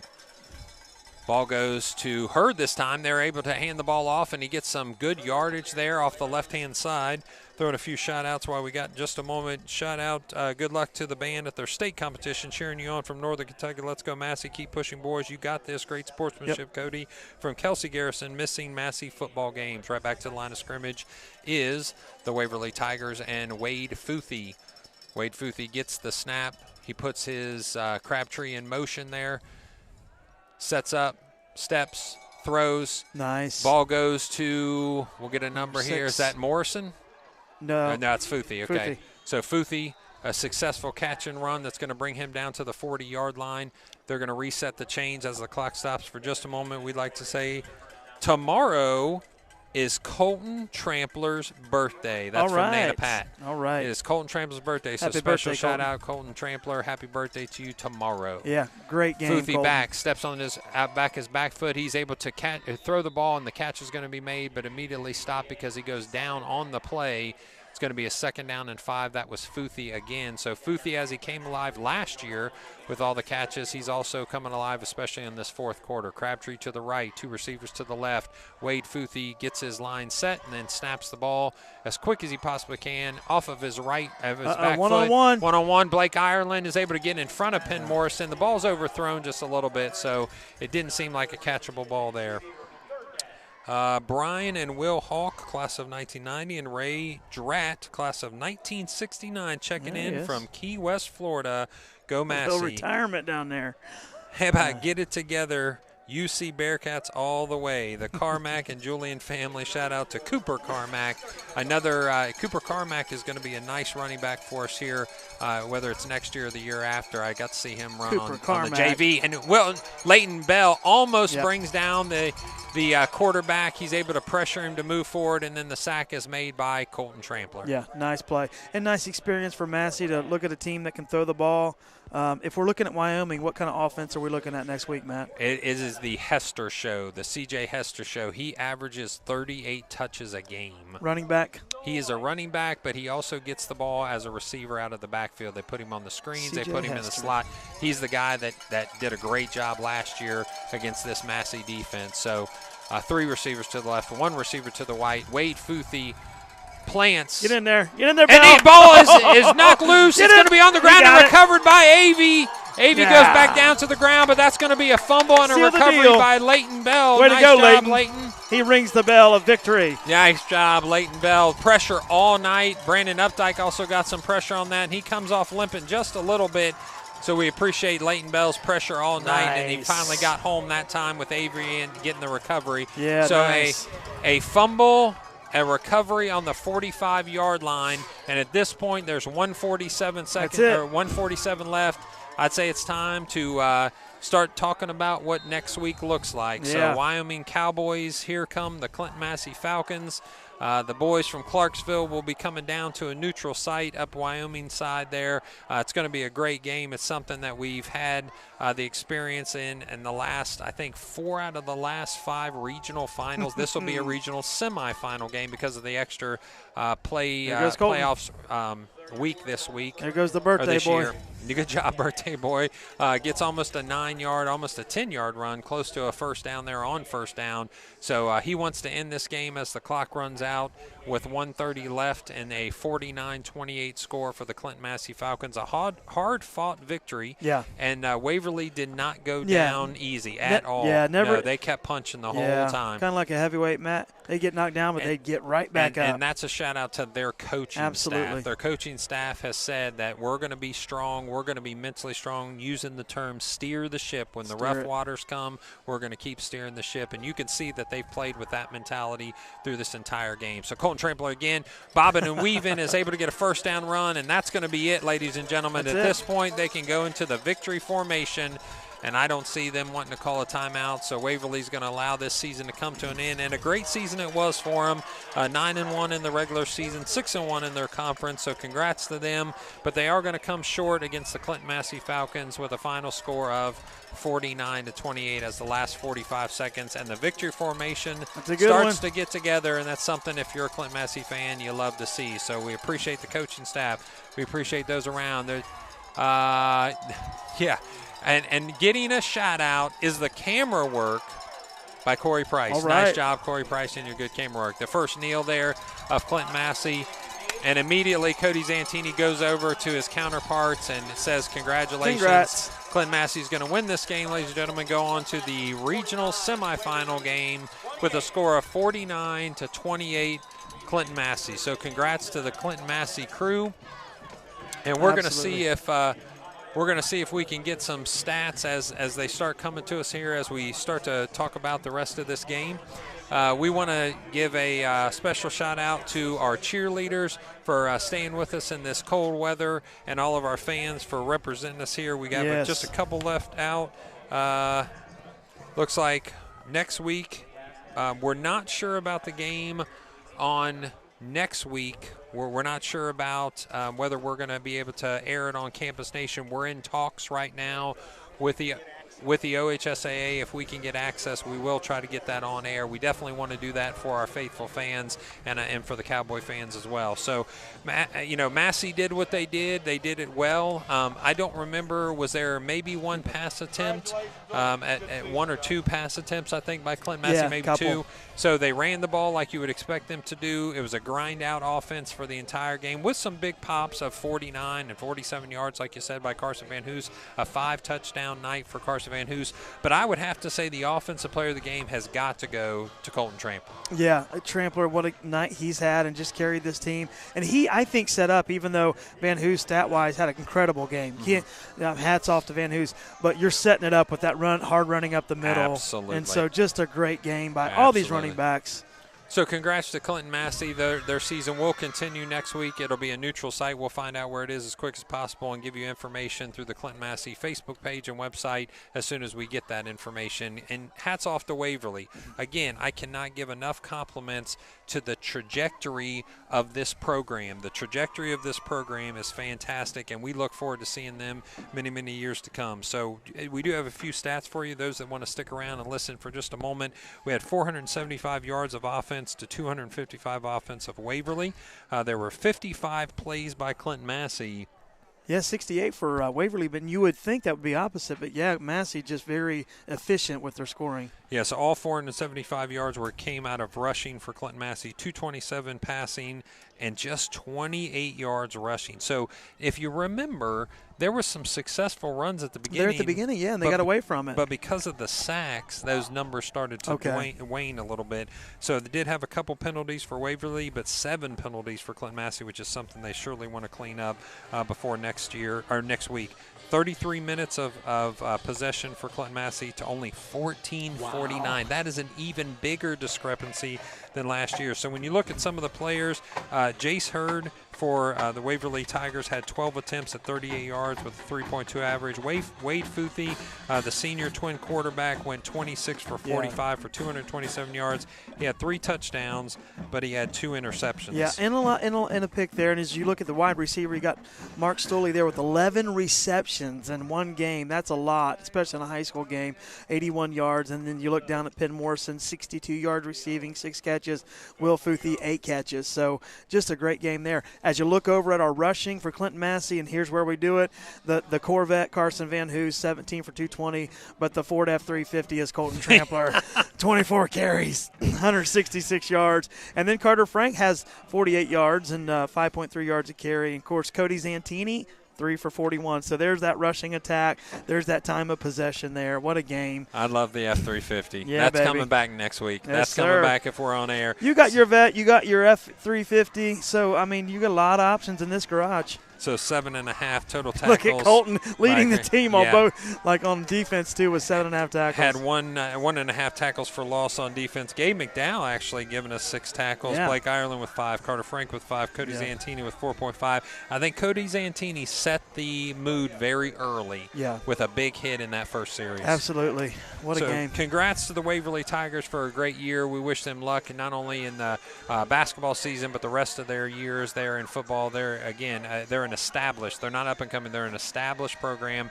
and that's in large part due to Coach Crabtree and the expectation that he has set for his Waverly Tigers. So we'd like to thank Rick Phillips and the Campus Nation crew, doing a great job as always. Good job, Rick. EJ, I'd like to thank you for joining me yet again. Been fun. Fantastic season, and hopefully we get to do it again next week. We'll find out that information, that'll be give fun. it to you as quick as possible. So, ladies and gentlemen, signing off from Fanker Ireland Field, this is Matt Baker.